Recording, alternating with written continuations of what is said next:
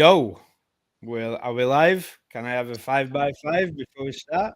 We are definitely live. We're absolutely live, dude. Yeah, I got a push notification, so that's all working. I'm hearing echo. Echo. Have you got YouTube sound on, Michael? Right, that's better. Right. Mine's good. Yeah. Can I have a 5x5 in chat first? Let's see if you can hear us. Can you hear us in chat? Yo, yo, yo. Hey, Richard, you're welcome, mate. Oh, Spud says, how do I get on? What room is the link in? Titan. What room is the link in Element? Spud's asking, so he can get on. Yeah, I'm not expecting many ballers in here anyway, Richard. Hey, Titan. Right, so welcome to Flat Earth Chat. And today I've got with me Paul, PJ, and Neil. How you guys doing? We're all good, man. We're all good. Well, I'm good. I'm talking for everybody else. I'm good. Bro. I'm good. Rachel says no echo on YouTube. Yeah, it was me, Rachel. My bad. I'm new to this streaming. We'll I'm new to all this restreams and StreamYards and that. It's a good job I've got Paul with me, otherwise I wouldn't know what I was doing. But yeah, I'd not got YouTube muted, Rachel, but thank you. So, Flat Earth Chat, the channel where I just want to talk to my friends who I've met in other Flat Earth Chats. So we're going to talk about things like how we come across Flat Earth, how we discovered it, when, where, who by. So I'll kick it off if you want. Are you all up for that, guys? Absolutely good. Absolutely. Sounds good, man. So it was probably back in 2015. I heard about Flat Earth, and I was like, "What? People think Earth's flat? Come on, you know!" And just totally hand waved it, walked away from it. And then I saw. Can you remember This Morning with Philip Schofield? I saw some guys go on. They're talking to Philip Schofield, and his attitude, you know, Philip Schofield had been right nasty, and I had one of the things that they mentioned were water seeking its own level. So I went and did a search on YouTube and found Eric DeBay's 200 proofs. And sure enough, water finding its own level were on there, along with Suez Canal, you know, and that was it for me. Like, I look at swimming pools, they're flat. I look at lakes, they're flat.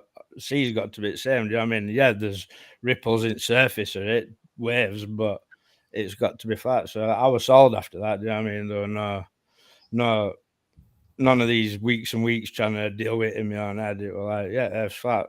Didn't really come as a shock. I mean, they lie about everything else, you know.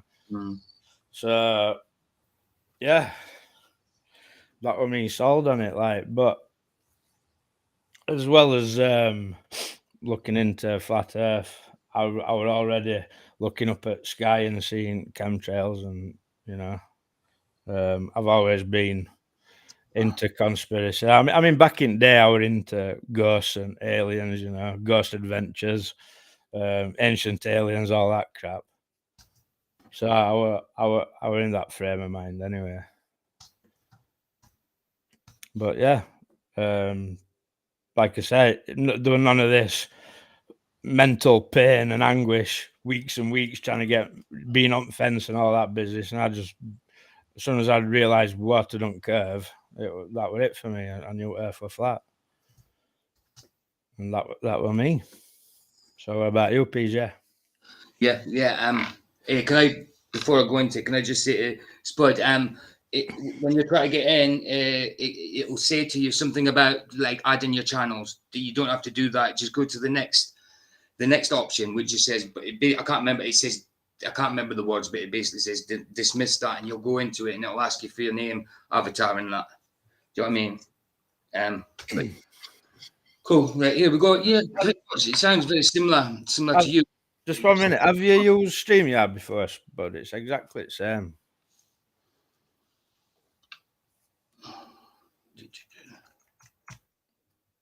Gets in. Right. Yeah. I'm pretty much similar to you. And I was from about 2012, kind of 2012. I was into a lot of like conspiracies and that. So I was just researching them, mostly videos and that in YouTube, just to go with them, the kind of the thoughts and beliefs I had at the time. So I was doing that for like a few years, and then, like I said, about 2015, the flat Earth thing came along, and I kind of laughed at it. You know what I mean, but it sounded interesting, so I thought, let's give it a look.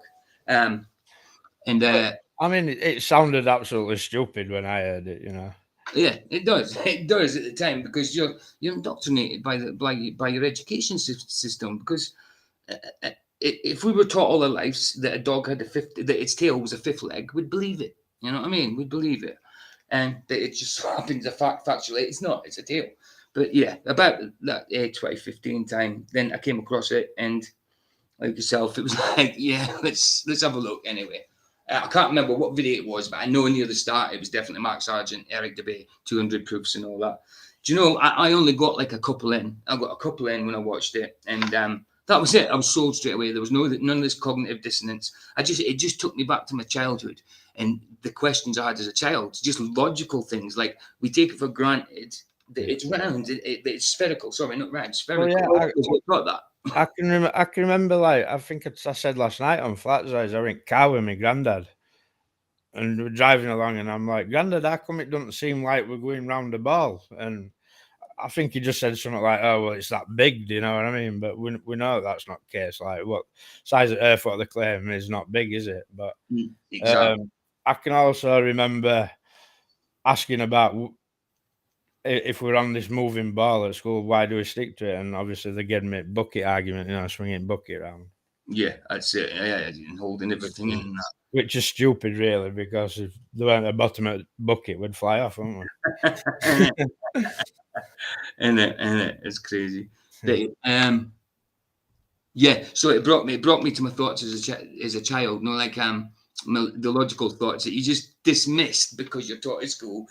The elders teach you, so they know better. So you just listen to them. It's real what they say. Can I just stop you? I've been a bad host. I've not said hey to anybody in YouTube.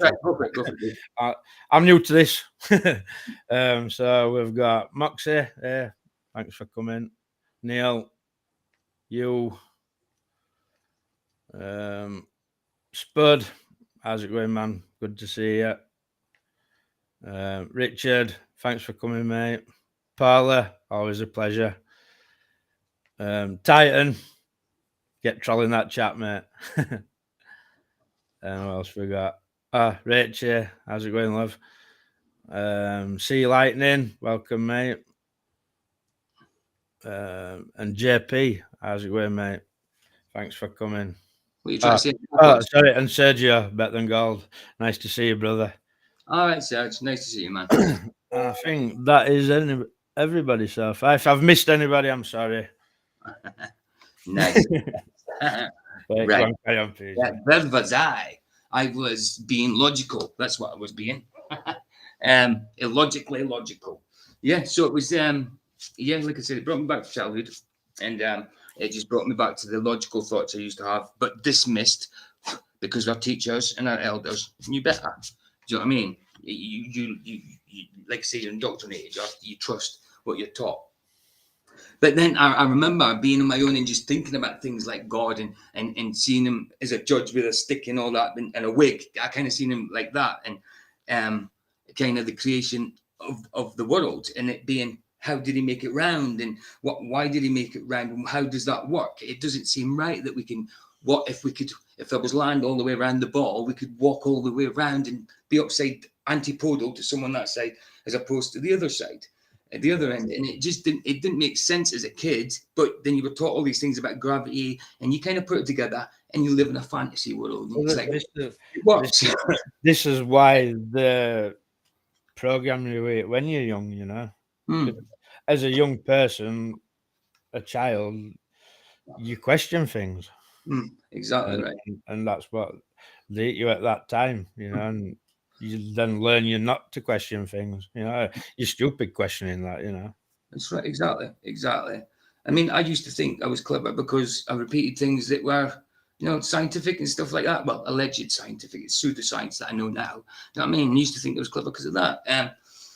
Yeah. So to me, it was just logical. So when I thought back to my childhood and thinking all them things and why does it work when this is actually happening? How could we walk around the ball? How is that possible? But then they teach you about gravity and all that kind of crap, and you just take that for granted as well. That there is such a thing, that they know about it, they've researched it, and we don't have to. We don't have to look for ourselves. Do you know what I mean? And yeah. So for me, there was no cognitive dissonance. It was just clicked, bang, right in place. Simple.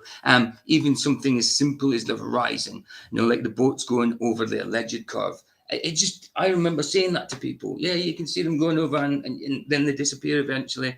And I didn't know that if you just bloody got a telescope with binoculars, they'd come back into view. That sold me. That sold me just on that. Do you know what I mean? But obviously I looked more into it because I thought there could be explanations for that. But so you just go a bit further. It all just it takes that one thing, you know, that wakes your mind up to it. You know what I mean? It's different for each person. But yeah, you know, seeing them zoom in with P900 onto boats, I mean, that's a killer for me as well. It all is, you know. And when you look back on when you've been out of that belief for a while, you know, Mhm. and you look back, you can kick yourself like, why did I even believe that in the first place? You know what Exactly. I mean? It's Exactly absolutely right. mental. Exactly right. I still kind of kick myself at thinking, how could I have been so? But then, yeah, like I said, we were all indoctrinated. We all looked up to elder people. We all knew that they knew better than us. And because they said God built it this way, and if you did believe in God as a kid, then you think, well, you can't argue with God, can you? Because we didn't read the Bible for ourselves, So yeah, no cognitive dissonance. Click to right in place. That was it. That was it for me. And then I researched more and more, and the more I researched, the more it clicked into place. And then I was trying to debunk it, kind of the flat earth, not debunk it because I was already sold, but then I still had to look into Globersoft to see if it made sense. Do you know what I mean? And it did. It did. It totally made sense. They debunked the globe. Well, 100%. it led me to, you know, when I was seeing them zoom in on the moon and you could see craters and so close, I was like, that Exactly. can't be real, that like. So I went and got a camera, I got a telescope, you know. That's Look, what led me to it. That was the last conspiracy I kind of was looking at before. I mean, I'd already looked into the moon landings and all that, but I was mainly on the moon landings when I came to flat Earth. Do you know what I mean? I'd done 9/11, I'd done Sandy Hook and all that kind of things. Do you know what I mean? But yeah, I got to that, and yeah, I was sold pretty much straight away. No cognitive dissonance. Everything was logical. It made sense. And and because I'd read the Bible by this time, because I got into Christianity at about 19, dabbled with it at 19, but then gave my life at 27 ish. So it made sense, Genesis to me then, that it was flat and firmament and all that, waters above and below and everything. It made sense then. I didn't have to wonder, why does it say these things, that it's a globe? Do you know what I mean? And I believe in God, and I've got to believe, and I believe what He says. So it didn't. Them two things didn't match. But as soon as it was flat Earth, it matched. It matched. So my faith matched my belief. Do you know what I mean? So there we go. That was me. see, I found it were close together that I discovered truth about Earth and God as well. It were quite close together, but I would say that I discovered flat Earth before I became a believer in Christ. But it weren't flat Earth that led me to Christ either. That's another story. Yeah, Yeah. definitely. I mean, it's part of your testimony. Of course, it's a good story. And there's a few people saying in chat they can't get in. Like Jeff says, can't get it to work. The restream. So you're all right asking me. Yeah. So that was me. That's me. Well- Like I said, no cognitive dissonance or nothing. It was just penny dropped. It was simple as that. The penny dropped. Try that new link that I've posted in chat, guys. I don't know whether it changes or stops working after a bit. I don't know. But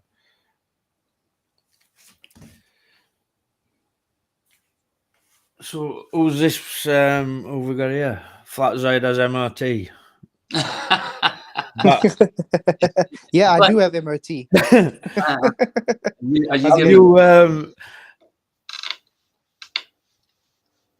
Is your avatar? That's me. Yeah. I know. I'm just looking. I'm thinking that is that something to keep Mick like. Nice. Well, I know you've not got much time, so you can jump in next, Flatzoid. Innit? Yeah. Did Let's you just see, let's hear how you? Because Yeah. I remember you saying last night that you discovered flat Earth before all them videos and that. Yeah. Yeah, it was a bit Oh, different. Before I was rudely interrupted by the internet dropping last Oh night. yeah, that's Oh, what yeah. happened, isn't it? That's why we That's never got right. through it. That's right. That's right. What happened with that? Like, No, the internet dropped. It was like down for like a half an hour, so it didn't even help going back to streaming. But yeah, if you guys didn't hear last night, all I was saying was before I even got into flat Earth and stuff, I didn't know about Mark Sargent and Eric Dubay and stuff. I only found them afterwards. Because with me, I knew there was something odd. I mean, I did study art and stuff, and I understood the perspective of the things. And the one day I went to the beach and I realized, heck, there's something. Why am I seeing what I'm seeing? And it just didn't make sense to me. And well, the whole holiday didn't bother me. I just put it back in my head, and eventually I did get on the internet, and then I saw, well, people talking about the flat Earth. And while obviously, just like everybody else, I thought, it's stupid, but I didn't get to anybody. And that was it. And then all of a sudden, I started looking at that, and I thought, but why are the people giving such stupid arguments? It just doesn't make sense. And the more I dug into it, the more I checked. And eventually I came actually by Glowbusters and stuff. And Nathan. Actually, yeah, Nathan and Glowbusters were actually like, I came to them together before I even saw Mark Sargent or Eric Dubay and stuff. That's how whenever it's like 200 proofs of Eric Dubay, I was like, what are you talking about? But I mean, so yeah, for me, it was actually first Glowbusters and Nathan Oakley that actually clinched the deal for me, because I realized straight away it wasn't even a difficult transition, to be honest. Because as soon as you realize everything's a lie, practically, and you realize, but the things we can be demonstratable of what we see in reality, then you see things in a different light. Yeah. Because what caught me was, hang on, this what they're calling, for instance, Earth curve, I can demonstrate on flat surfaces. yeah, definitely. You understand? So to me, I understand, okay, it's just optical. So the more I dug into it, the more I realized, okay, just because you're saying it's a thing doesn't mean it's that. Yeah, and that's what they've played on, isn't it? That's where they've pulled the magic trick. They've twisted optical into being physical curve. Exactly. So yeah, that's kind of what clinched it for me, was the whole perspective thing, and that's why perspective is very close to me, and that's why I actually called my channel Flat Swords Perspective, because it's my perspective on how I view reality. Right. But I mean, the thing that catches you more the further you go on. Like I said, I never used to read my Bible the same as I read it today. I mean, I used to read Genesis and everything, and I didn't read it in the same manner. No, exactly. I have a different understanding of the words. Me too. And I feel, yeah, it's definitely brought me closer. And I don't know how to explain it, but I mean, I they agree with definitely have a Flatside. different connection. I agree, Flatside. Everything is different now. When you read the Bible, I used to just read right past the firmament. I didn't know what the heck it was. Exactly. Can You have a hear me, or different am I coming in understanding. low? Sorry, Neil, it's a bit windy. Couldn't But hear what? So like you read past firmament, but what about when you read that sun were made on Fourth Day? Like, what did you think about that? Didn't even That- register to me. Yeah, Didn't exactly. even register. It didn't. You just automatically block it out. That's why I say the cognitive dissonance. Yeah. It's like you're so indoctrinated, you don't read it that way. You just bypass it. It's like, oh, that's just how it's done. Yeah, that's it.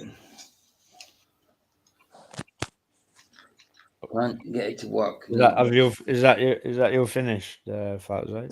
That's about it. Yeah. But is that about it? I know they're not long testimonies, and they're all going to be similar, like, but Yeah, it's look, it's it's a all place for us all to start. You know, this is what I want from these streams is to get people who I've met in chats, yeah. like people like Rachie, Jeff, everybody in chat, Spud, Titan, come in and talk. You know, or Yeah, if you're a small YouTube channel, come in, talk, present your channel. You know. yeah, that's it. That's it, It's man. all about. It's not going to be debating ballers on here and arguing with ballers. It's not my bag, that, like. No, we're not the But- crap and flat But I sides. have to shout you out, Michael. Proud of you. He was so nervous to do the stream, guys. I'm nervous. I'm crapping myself still. Nah, Feel hey, really mate, well. you're doing well, man. You're doing well. Feel like Yeah. my face is like a tomato. Mikey Smith, how you doing, man? Bless you. Come on, get yourself in then, Mikey. Come on. Come in, chat, man. You're welcome to come and present your pictures on here. I've no problem. Yeah, come in, present. Yeah. Man. I mean, he's got awesome And you pictures. can come and tell us your testimony as well, Mikey. Come on, Mikey. And speaking of testimonies, you're up, Paul. Yeah, because he's got awesome pictures of Sirius. He has. Get your butt in here, the old Mikey. Right, Paul, so you've not been a flat earther for as long as some of us, have you? You're quite recent. No, to April 2022 was going down the list of, claimed conspiracy theories and pretty much find them to be facts as I went through them, and that was just on the list, honestly, just on the list. I mean, you think, wow, no, that probably can't be true, but still I went to look for flat earth content on BitChute because a lot of the stuff I wanted to find on YouTube and other places seemed to have been removed for other topics. So I went straight on BitChute, found Eric Dubay's 200 proofs. Obviously aren't 200 proofs in there, but there's enough in there to make you think. Sort of went looking for some of the things from there. I found some of David Weiss's content, because he goes on a lot of channels. So, he gets about, doesn't he? He's promoted quite a lot. So you find a lot of his stuff. And through him, I found a Globebusters episode where they're talking about the junkyard in Arizona where a guy with Paul on the plane, I think, brought on, said he'd enlarged the original Apollo stills and he thought he could see outlines of some of the scrap cars and the junkyard there and that sort of thing. Yeah, and I heard Nathan's name mentioned, so when I went looking on YouTube, I came across him, found Flat Earth Debate, and that was it, really. So in a 3-week period, I just thought, well, yeah, it is. It's definitely not a globe, for sure. Yeah. And that was it, really. That's not more interesting than that. Richie's here. I know the one you were on about the junkyard stuff. Yeah, I mean, Globebusters has had some very interesting people, some very good content over the years. There are some things that, we wish were different about some of the people on there, but, there's some really good. It's more than just a few people in it, Globebusters. It's like FED. It's a large group of people, and take the good, leave the bad, sort of thing. That's what I'd like to do. Welcome, Richie. How you doing, man? Hey, how you doing, man? Mikey says he's give him a few minutes. He's warming his corn dogs. Yeah, man. We'll see you in a minute. You better fetch some, though, man. Yeah. Paula, 100% agree with you with the Globebusters. I mean, some of the content is brilliant. What did you say? There's no doubt about that. Unfortunately, just some of the people push nonsense these days. Oh yeah, because they have an agenda. I would say. I don't know. I was friends with Adam when Adam used to be on Globebusters, I think, until he fell out with Bob. But Adam Meakin, yeah. Of course, he comes here quite often. Yeah, he's a top guy, awesome guy. Yeah, of course, brilliant.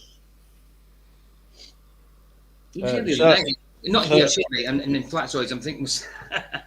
We're just going through as flat Earth testimonies, Richie. So might as well have yours while you're here. How did you come across it? When? How? Flat Earth, right? Yeah. So I'm a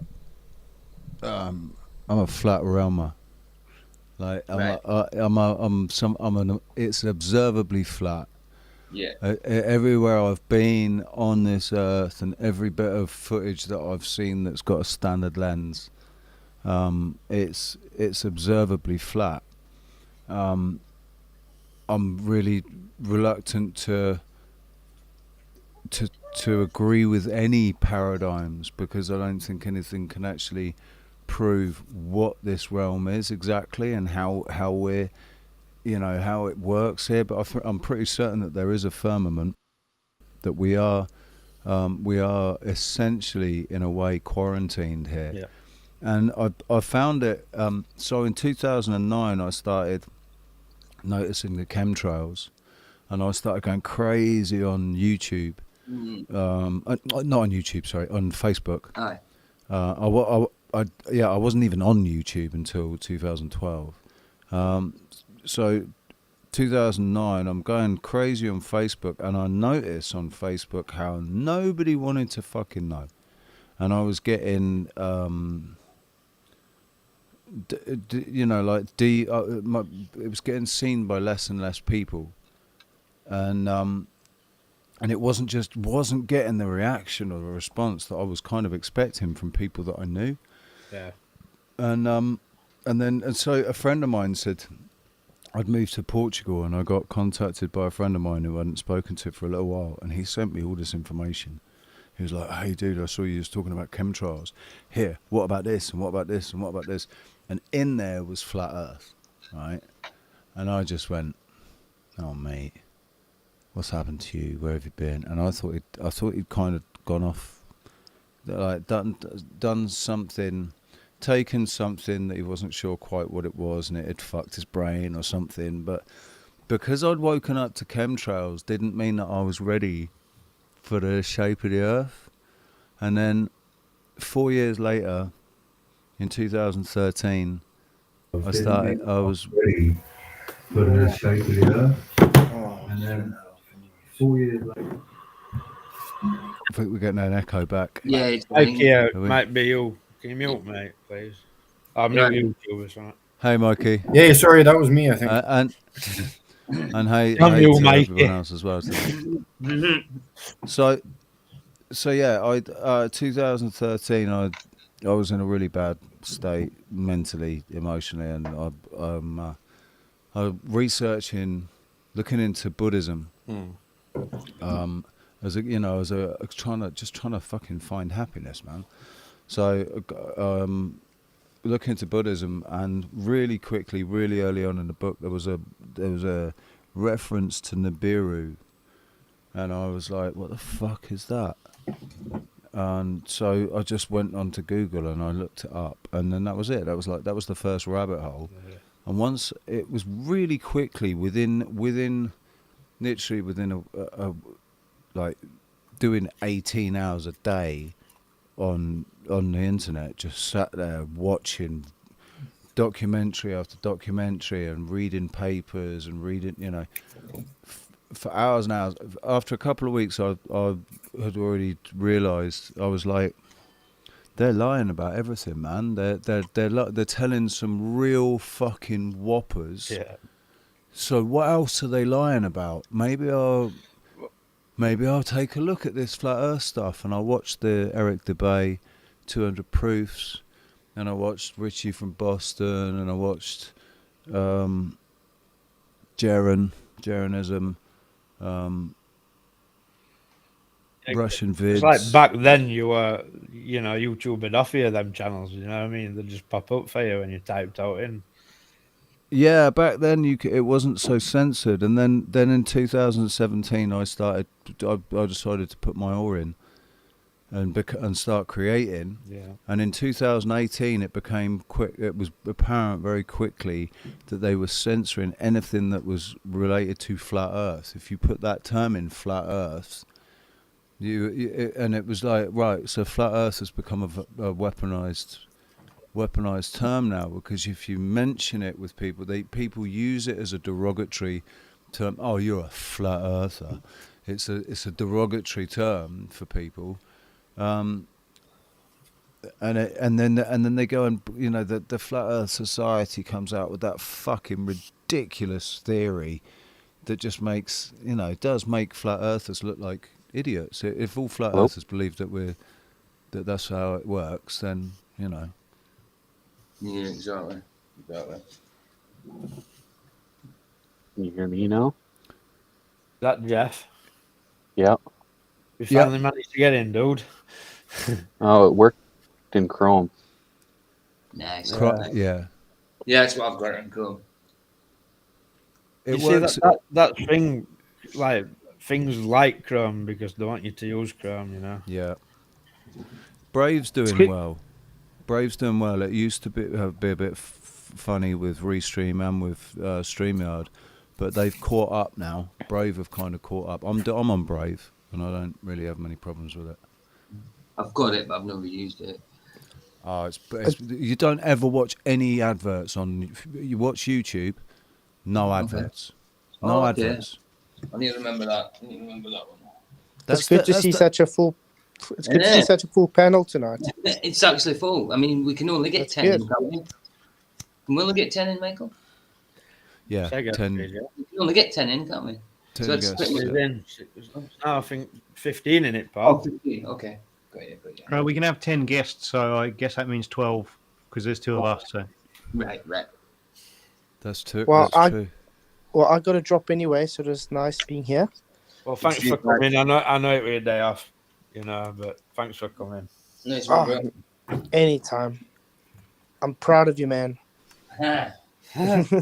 I'm shaking like a nervous wreck, man. Shaking like a loot. Shake it like a Polaroid picture. Don't worry about it, man. Don't let it bother you. I know. Mate, hey, listen. It might not be nerves making you shake, right? It might actually be you're picking up. You're an empath, and you're just picking up on all the fucking energy in the room, dude. You're getting supercharged with super good energy. Is that good? Right, so what have we got then? Hello, Spud? can you hear me, guys? All right, Spud. How's it going, Spud? Can you hear me? Yep. Yeah. Okay. Good, yeah. You guys? Do you want to give us? Glad I finally figured it out. What's going on here? Can you hear us properly, Spud? You are a bit tinny. I think maybe he's got. Yeah, I can hear you guys all right. I might. It's just a little bit. Spud of in the lag. cupboard is better than no Spud at all. So. Let's, we'll go with you, Spud, for our testimony then, and we'll work through until we get to Mikey, because Mikey wants to present his photos. Is Mikey? It's only quick testimonies, Mikey. Yeah, just because this stream's just about me speaking to friends who I've met in Flat Earth chats and that, Mikey. So we're just quickly running through on. Oh yeah. How we all got into it. Yeah, no problem. And you can share that as well if you want. Oh yeah. Yeah, we'll get. I just said we'll leave Mikey out last because he wants to show his photo. Yeah, of course. But I'm just saying, it'd be good to hear his story as well. So if I'll jump in then if you want. Spudderoonie. Well, basically, when growing up as a kid, I was quite into space and learning about all the planets and galaxies and stuff like that. And when you look with your own eyes, you kind of question the narrative. And when I was really young, it didn't seem to make sense. The trillions of millions of miles away and things like that. Yeah. It only got to how the fuck did they actually measure it? Did they go out there with a tape measure and measure it? How the fuck did they actually measure that? But yeah, things like that. And then I actually typed into YouTube Flat Earth, and it gave me quite a bit of information. And I didn't really look at it that much, and I kind of forgot all about it for about a year or two. And then I came back to look for it, and it was gone. I couldn't find it anywhere. And then that sort of. I was going to say But, that you that know, must have been about it made- 10 it years made me ago think that you why- looked. Yeah, well, I think why are they hiding all this? Right. And then I found Dave Weiss, and I was watching him for a while, and then he came out with his app and his challenge. He had that 3 Bitcoin challenge, and I always wondered who was backing up his money, and it turned out it was Nathan Oakley, and I turned to Nathan Oakley, and then it kind of all made sense. So since then, you know, hello, my name's Spud, and I'm a flat earther. Nice. Cool. It took, I got to say, it took for me, right? So in 2013, I realised, oh shit, the Earth it actually might be flat. Yeah. Right, but I wasn't actually able to make any observations myself. So I was only going by what I'd seen, observations made by videos and stuff. So when I landed here in Tenerife in 2015. Very quickly, I noticed that you could see these islands that you could see them on some days, but not on others. Yeah. And so that said to me straight away, "Oh right, well that's about distance and visibility. So how far away are they?" So I looked into it. They're 125 kilometers away. So I worked out how high they were and what the curvature should be, to work out how much of the island should be visible, if visible at all. And it works out that, if anything, the very, very tops of the mountains should be maybe visible a little bit, but the fact is you can see the whole islands. And if I had a P1000, you know, I'd be able to, and a tripod, I'd be able to stand on the beach in Tenerife and zoom in on the coastline in, 125 kilometers away, on La Palma or El Hierro, where you should only be able to see the tops of the mountains. You shouldn't be able to see the coastline. And that's when I went, yeah, okay, it's definitely not a globe. Instead of saying I'm a flat earther, I said I'm a globe denier. Yeah. I have heard you say that before. I think it was in Brandon's. Yeah. Yeah. Knucklehead. Are you in Canada? How'd you guess? Both can. I don't know. Mike- It was. Mikey and Knucklehead, Canadians. Yeah, you too close. Yeah, you two. Yeah, you live close. Who's the Canuck? Just around the corner. Yeah. Oh shit! The whole show's got to be over now. There's a Canuck here. Oh, forget it. Jeez. How many have we? I love Canadians, man. I fucking love There Canadians. goes- Well, we're there goes not the Canadians neighborhood. anymore, eh? We're Chinadians. You're Chinadians Yeah. now. Everyone from the colonies is welcome. That's funny. That Did was you say English then. Yeah, That's I live funny. in China. No. China, nice. So where do I live? China-rica? Yeah. Yeah. Not quite, but you're heading that way. We're chitting. Great chitting. Well, do you know one thing that does confuse me about that, right? That whole relationship between the Bidens and China. Aye. Biden hates China. He's always insulting them. He's always insulting Xi Jinping, right? If China really does have all the fucking dirt on Biden, why aren't they saying anything? True. Because they want him there. Because he has been doing what they want him to do, so he's been honouring that side of the deal, and on the public face of it, them fighting like this, it's good. Keep the fucking. Yeah, you're missing Keep it. the- They're all working together. Yeah. All the Yeah. world leaders are in cahoots. They're all in the same club, aren't they? Yeah. Well, I think what it is, they're all playing the same game. They're not all in the same club. They're on different sides. But what it is they know the rules of the game, and they're playing within. Nah, they're all. They're listen, playing within certain. They're playing within certain listen, parameters that we're not even aware of. I could prove it to you. They're all under Satan's spell. One team. #1 team. They're not separate teams. One team. They're all Luciferians. Oh yeah, but if that's the case, they don't realise that they're one team. Their egos are still. Not still see think that because they're you're fighting against each believing other. hype. You're believing that there's a war and they're fighting each other. They're laughing. They're laughing. It's all common folk dying. None of them. They're all in cahoots. Anyway, as soon as you're speaking, Neil, let's hear your testimony. Okay, my brother's here, Michael, and all he's doing is yelling right now. Well, All right. Trying to sneak words in, But as soon as I can, I will. All right. so we got So who's left? Jeff. Knucklehead and Mikey. Oh yeah, Jeff is Jeff's not here. Oh yeah, Knucklehead, of course. Blooming hell, sorry. I'm a numpty. Sorry, Jeff. I know. Yeah, that's all right. Yeah, then Mikey. Yeah. Sorry, dude. Oh, what a numpty.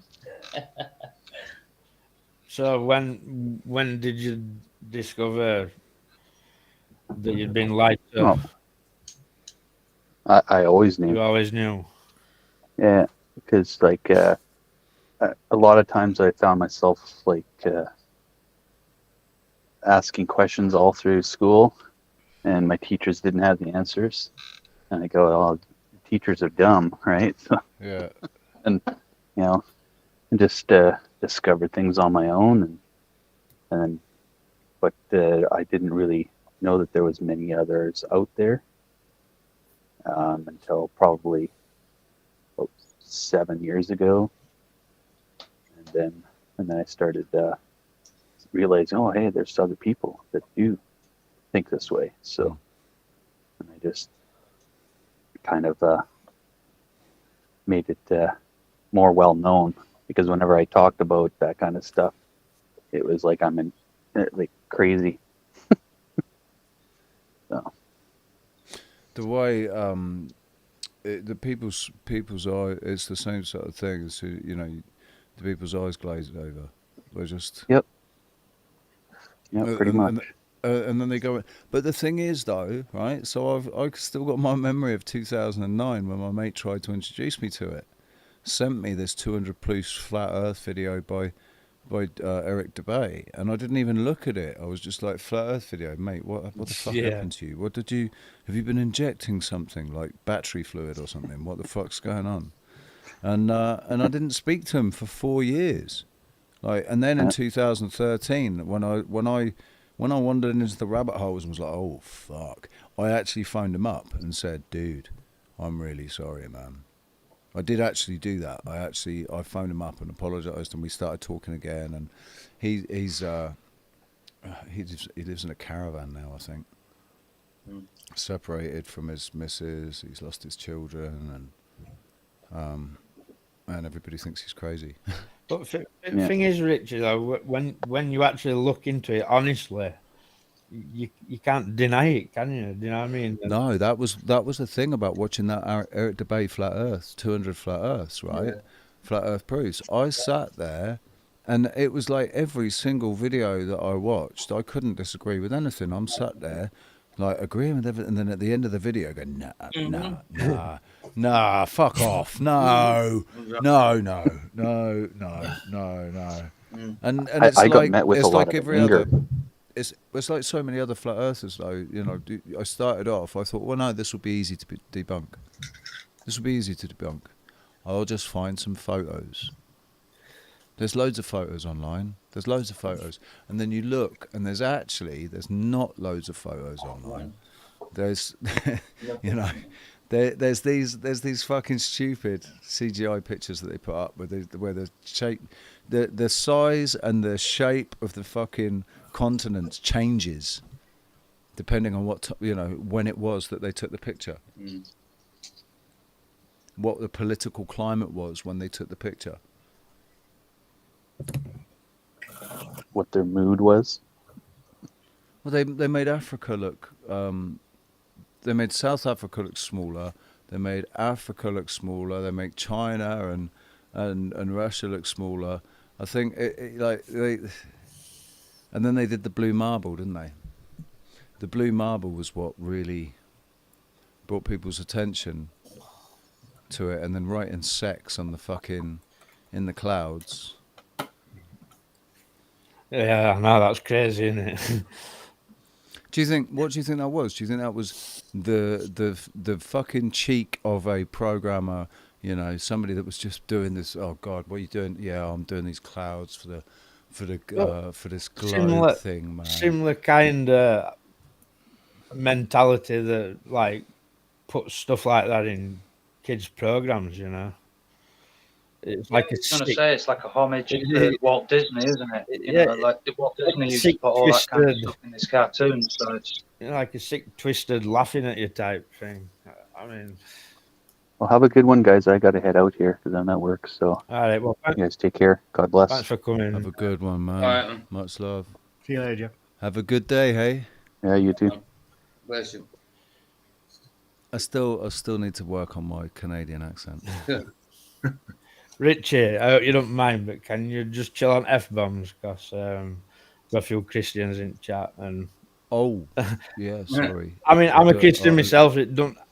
I'm a new Christian, so swearing don't bother me so much. But just chill on F bombs if you can. Like, I know it's hard. Yeah, no. I no drop them problem. myself. Like, I'm no righteous person. Like, but Yeah, No, I get, you know, I no, forget myself. no, mate, don't apologise.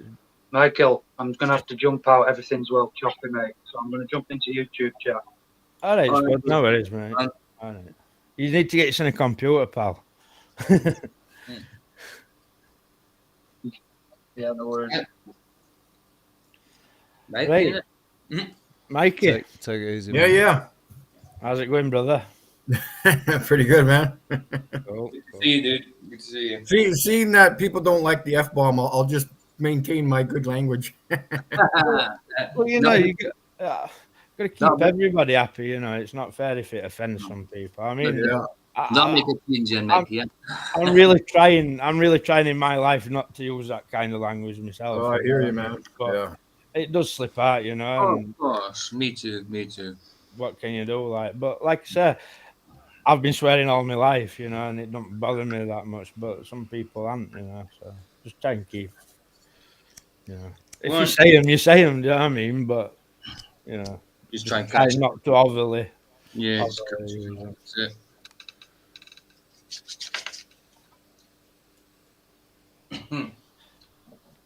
Yeah. So, what you been doing then, Mikey? Just You've been busy, kicking the busy, crap haven't out of the globe, that's for sure. That's the one. Definitely. I agree with you.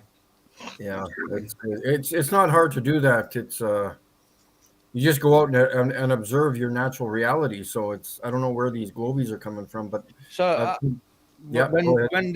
when did you come across Flat Earth, Mikey, and how? And Yeah, I think about late 2016. I think maybe around in there, and I was obviously it would show up on the side of your your suggestions on your YouTube channel and stuff, and so. I'm a pretty open-minded guy, so I went through the videos and watched some supposed flat earthers back then being interviewed, and I listened to what they had to say, thought about it for a while, and obviously, seeing that I have a critical mind, or at least I know how to use it properly, I would question myself too, like where am I? And Yeah. of course, I lived on I was in a 3-story apartment building at that point, and all I had to do was look out my patio door to see that the horizon was flat. And I'm just like, okay, well, if I'm looking from north to south, and I'm like, there's no curve. I'm like, okay, well, there's got to be something to that. So then I did more research and kept watching videos and more videos and more videos. And yeah, so I just came to the conclusion after a couple of weeks that, okay, maybe something's wrong, because I already knew from before, 9/11 moon landing. I was already into all that stuff. Well, before, yeah. so. Yeah. Same as us all. We pretty Oh, much. sure. That's it. Yeah. You just kind of take steps forward, I guess. Yeah. And after that, then I was like, even questioning, like so I was then you come across stars with the crappy P900 at that time, and I was like watching these videos. Well, these videos have to be edited or CGI or something. I was like, I'm like, there's something wrong with these videos, and people recording stars. And I'm like, okay, well, I got to get a camera myself. So I eventually got the P900 at that time, started recording the stars. And even my first video that I did, as I'm zooming into the star, I'm talking to myself and I'm like, are you kidding me? I'm saying that to myself and I'm like, what the hell am I recording here? You know? And but even so, skip ahead, 5 or 6 years And get- Mikey, you know, when you're filming stars, yeah. it's almost like they're trying to avoid you. It's really hard. Oh yeah. You know what I mean? It's almost they know that you're looking at them, and Yeah. Yeah. Yeah. it's weird. And then after 2 years, people kept saying, "Oh, it's out of focus. It's out of focus." Whatever. Kept going with that, and of course, like these are a couple old pictures from the P900. Obviously, of course, it's out of focus because it doesn't know what it's looking at. So and I was getting to the point in my head. I'm like, so all the globies are saying it's out of focus, and I'm like, okay, well let's think about this for a sec. How can I do better, improve my video quality, or how can I get an actual picture or video of the stars? I'm like, okay, well let's. So I have a friend here near me who has friends that hunt. So we tried a hunting scope. Uh, Hooked up the phone to that, and that didn't work too well. We weren't happy with that. So I'm like, okay, well there's got to be another way of looking at the stars. So I was looking at binoculars. Because a buddy of mine has a set of binoculars, and I looked at the Milky Way last summer with them, and I was like totally astounded by even a small grade of binoculars, because there's stuff in the sky that I'm going to record eventually too. I've got to figure out how to do it, because there are lights up there that they're not satellites, they're not planes, they are white orb looking lights, and they're moving through the sky at least at 5,000 miles an hour, at least. And there are lights that come across like this, and they just keep going. And I'm like, what are these lights? It's like they're in the firmament, or they're on another plane of existence. I have no idea what's going on, but I've seen them like they do like 90-degree turns, or they look like they're going to smash into each other and then avoid each other. Yeah. Really? I swear I saw whatever was posing as Jupiter move into place. Yeah, and it's not the Elon Musk crap, the Starlink. It's these lights are really, really high, like near the firmament, and it seems to be they're mostly from what I can tell, they're mostly near or in the supposed Milky Way. That cluster of whatever it is. Whatever that is, whatever the Milky Way really is. Yeah, so I think it makes sense that the Milky Way is some sort of fracture or something in the firmament. Yeah. To me, it looks like a crack through a sheet of glass, and then it was re-welded back together. Yeah. That's what it looks like. Yeah, that makes sense. Yeah. And they all sometimes call it the rift or something like that. Yeah. The Great Rift, I think. Yeah. Yeah, and then so after that, I was just like, okay, well, I got to get a pair of binoculars, and a good pair, obviously, because then I started doing research on binoculars and how can I afford these things? What's the deal? So we got a set of binoculars. We went with the 20x80 zoom, and then I eventually got the Goliath all binoculars, 25x100s, and they're like freaking crazy. And of course, they're huge. Do you mount them on a tripod? Have you got them handy, Mikey? Yeah. You have. I got them right here, actually. Yeah, you have to put them. Yeah. Fuck me. Jesus. That looks like a rocket ship itself, man. Do you know, when I was 10 years old, I would have pretended that was a rocket ship. Yeah. They're outrageous. You have to have a tripod. They weigh 10 pounds. So, wow. Yeah. So at that point, now you're focusing on is that more than you can zoom on the P900? No, that's the confusing part. Those, I don't know how binoculars work in relation to cameras. They're a bit like a telescope, aren't they? They're more like a telescope. Yeah, exactly. So you've got a manual focus there, which means you can make sure that you do find the focal point. Yeah. Oh, sure. Yeah, exactly. And the what I like about these is the lenses. They're 100 millimeters, and the P1000s are only 77. So Mm. now you've got like two. Field of view. Yeah, and the when you're it just widens up. You can see the whole sky through these things, Yeah.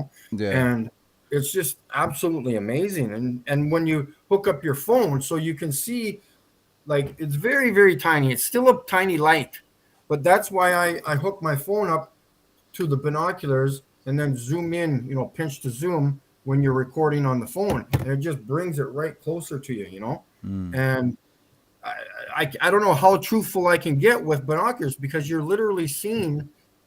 You can't manipulate binoculars. It's not out of focus, because it's hard to get them out of focus. You just put them in focus and it's good, and it just shows you what you're looking at. Only thing with that though, Mike, is don't forget, if you're capturing it with your phone, you're still using like digital, aren't you? Oh, Yeah. sure, yeah. Only Yeah. thing. Oh, yeah. And What would be interesting is to try and do it with proper film camera. Well, Yeah. but the That's yeah, top but the end. thing is also as well, right? That means well, what is that digital camera picking up then? Is it just confusing the light? Is it getting it? It can't deal with it, and so it's just giving this weird picture, or Yeah, is exactly. it actually picking something up? Because there is something about digital cameras, isn't Yeah, there? Do you like remember? in realms of ghost hunting and that, like Yeah. digital cameras come out, they pick up orbs, don't they? And I think some of these orbs are maybe similar things to what you see in the sky, and maybe digital cameras are showing you things that you won't normally see. I don't know. Yeah, a friend of mine thinks these cameras, especially the P900 and the P1000, are purposely put out there for people to, like us, flat earthers, go out and buy them and then pretend we're seeing something in the sky. You Right. know, it's because the picture I showed you before, it's all blurry. That's not the actual star. And Right. I'm not trying to get upset, but when people are on TikTok or on YouTube and they present those pictures I as appreciate real you stars, saying they're this, not. right? I appreciate you saying this, because in 2018 I got my hands on a P900, and Yeah. I focused in on some stars. But what I Yeah. noticed was that there was a point where it would actually focus. You could get it to look like that, and you could get like, it's like, wow, yeah, but you could sort of see that it wasn't out of focus. And if you just tapped it, if you tapped the shutter thing, it would find focus then. And I thought, right, the only way we're going to be able to do this is with optical lens magnification, like so using a telescope or something, a powerful telescope that's not using digital enhancement, Exactly. Yeah. And of course, when you do that, I understand what you're saying. You push the shutter button halfway down and it refocuses. But then what do you do when you need to take a picture? You take a picture and then the camera moves, So because you're so zoomed in, you lose the star, or it just goes out of focus again. So now I'm thinking, okay, well, how can I do this without literally touching anything? Because that's what I do. I set up my camera on the binoculars, press record, and back off. Just let it do its thing. So. And so show what you seeing. Show us some of those pictures that are taken. Oh yeah. Well, I've only got one so far. So that's just hold on. I gotta close the screen here so I can see myself. It's in the way. Bigger. Yeah. So my concern is like what's over here. Like, you seems to be like a surface there. Can you see that? Pull it back away from camera. What's insane is that sort of square, it's almost like it's the shape, and then you've got that spiraling coming off the bottom. Yeah, It's like it looks like a cable. It's kind of like a cable. It's like a coil, isn't it? I wonder if the stars are some sort of projection. They're projecting something. Yeah, it could be too. And of course, when on the video, if you go to my video, that's an actual video, and it looks like a strobe light. It's just it's just doing like a pulsing thing. And the crazy ones are the psychedelic ones, man. They're going like disco balls, all different colors. Yeah.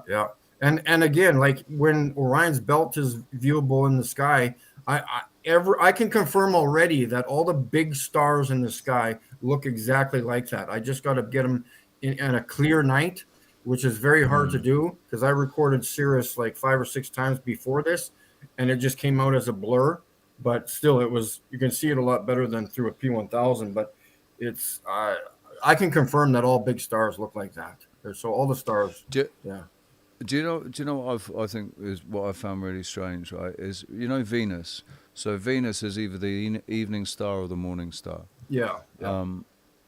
And but it seemed that when it was the evening star, like I don't know, I don't remember seeing Venus every single fucking night, right? But I swear, for the last 3 years.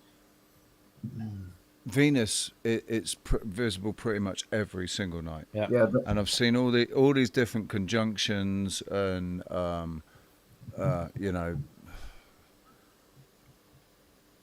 what's the word? Can't remember the word. Was that Venus? Yeah, that was about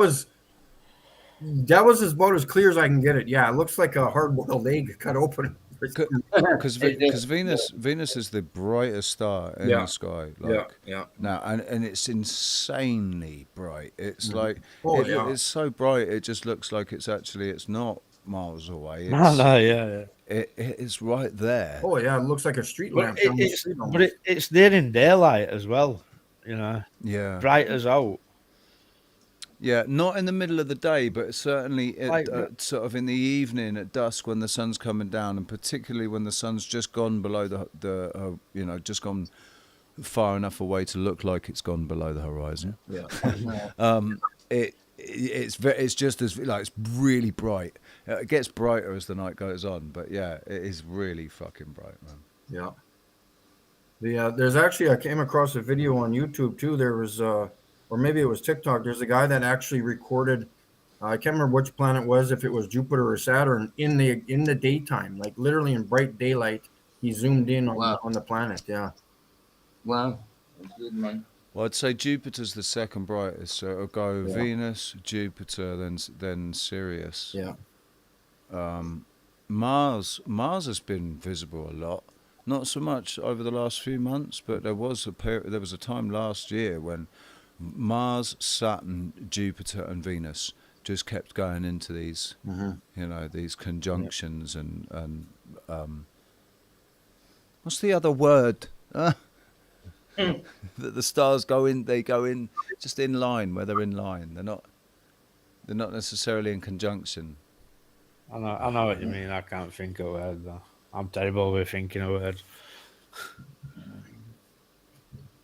But yeah, they're very. Like Mikey says, sometimes it seems that there's no depth to them. Yeah, I mean, like, that too. Yeah. I've heard Mikey saying about the Big Dipper, kind of like it's like if you look at the Big Dipper, it's like there's no distance between each individual star. Yeah, they're mutually kind of the same distance. Yeah, it's like if you drew it on your wall in your kitchen or your bedroom, it's the same thing. It's they're distance this way, but there's no distance this way. That way. Yeah. Oh, yeah, that's it. The only way that they say, oh well, the ones that are really dim, you can just they're billions and billions and billions of miles away. That one there is 3.5 trillion light years away. Which is crazy, because you can't really comprehend 1 million miles, can you? No, exactly. It's ridiculous. Well, if you consider that the circumference of the Earth is only fucking 25,000 miles, 25,000 miles. So how many times do you have to go around if the Earth was really a globe? How many times would you have to go around it to make 1 million miles? Yeah, man? Well, exactly. And I guess Fairy Muff is mentioning too that I should mention my T-shirt. So I got actual shirts made of that. That is brilliant, mate. Yeah, and it's cool. So yeah, cool. If anybody wants, and that's way better. Do you know what? That's way better than any of the other, like the sort of cymatic ones that there are. Yeah, that shows something completely different to sure. cymatic. And it's an actual picture. It's my picture. I love it. I'm just so happy that I was able to do it. I've never seen one like that. on that topic, Mikey, I was going to say, I know you haven't got one at the minute, but if you can get an extra large hoodie, I'll have that. Oh, sure. Yeah. Extra large, Yeah. definitely. Have we got I'll any have prices on them yet, Mikey? Yeah, I gotta get. You guys gotta move closer to me. that. I think you said $35 for a t-shirt plus shipping, isn't it? Canadian dollars. Yeah, So that's I'll like, see what I didn't know what the t-shirts are yet, but yeah, I'll figure something out. The hoodies are actually a good price. I don't pay much for. Well, I thought I'd pay more for them, but yeah, the hoodies are only $10 more than the shirts. So Wow. that's pretty good. Can you just show your t-shirt again for somebody? in chat? Yeah. I'll put you big. Right, if you could isolate that at the actual star, right, and blow that up and just have that on the back, like, just a giant, great, big fucking people here. What the fuck is that? Yeah, Like, I know. Yeah.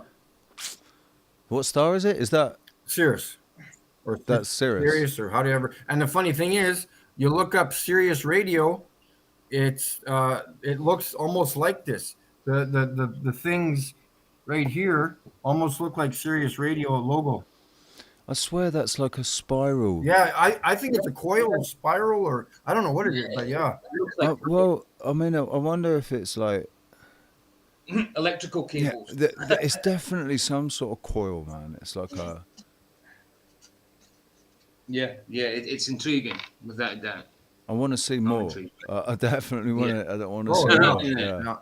Yeah. So my dad got this really cool telescope years ago.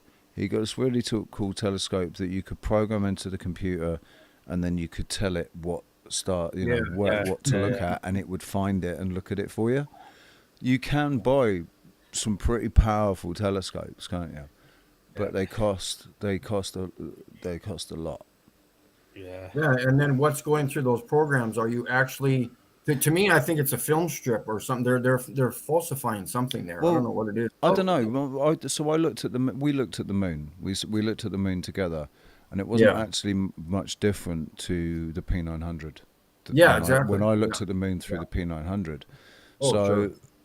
I don't think when we're looking at the moon through the P900 we're seeing a film strip. Then I think that is pretty true. What we're but for the telescope through the software of the computer, they could just manipulate it. I don't know.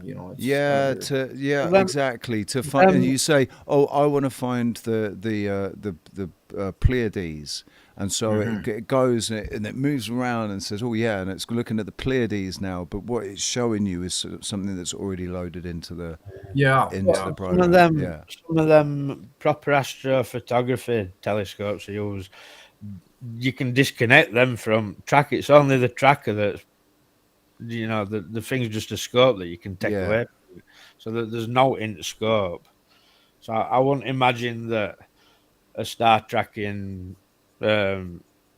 mount is programming any pictures into what you're seeing through them telescopes. If you're able to actually look through the eyepiece and see the magnified, through the lenses, the magnification through the lenses. Yeah, of course, we're talking about not your, $100 telescope. We're talking about $2,000 telescopes. Yeah. I wonder if you could get a $10,000 telescope that would. Oh, probably at least 5,000. Anyways, there's some. Is that not an observatory? Yeah. The interesting thing, if you try and get book time in the observatory, it's like certain observatories, it's pretty fucking impossible. There's a little observatory not far from me, and it's owned by local astronomical society, and you can book to go and use it. So I may go and have a look and see what telescope they've got. If that's about when I come up to see Michael, come see it. Yeah. Go see it, yeah. Who was that really fucking awesome English guy who used to do the Sky at Night? And Patrick Moore. He's got his own observatory in his garden. Yeah. People do have them. I've seen them like actually moving that, and with proper dome thing on top that opens up and moves and everything like. Dude, I visualize having a little observatory in my future dwelling. Like, it's going to be out on the beach. There's going to be this fucking beautiful observatory made with bamboo.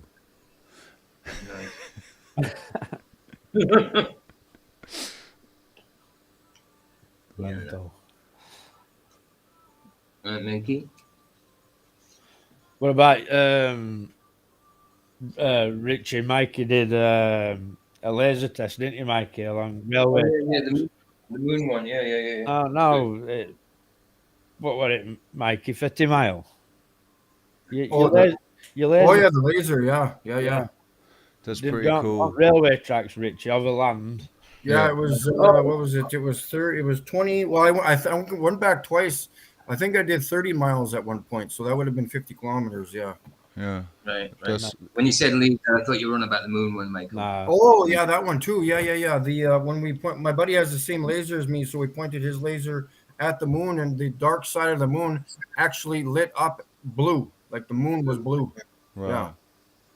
And it wasn't just the laser in front of the moon turning it blue. No, the actual laser was making a circle blue, like the blue light was circle. Yeah. Yeah. Oh, yeah. That moon is not, it's not far. So I think it's an excellent observation, man. my friend Roxy went down with Dr. John. Have you heard of Dr. John? Yeah, no, John. Yeah, they went down and they did a laser. I think it was the Isle of Wight or somewhere. I can't remember exactly, but they went and did it as well. And it's definitive. This is the thing. This is my argument with the whole argument. Right? Is it doesn't matter what anybody fucking says.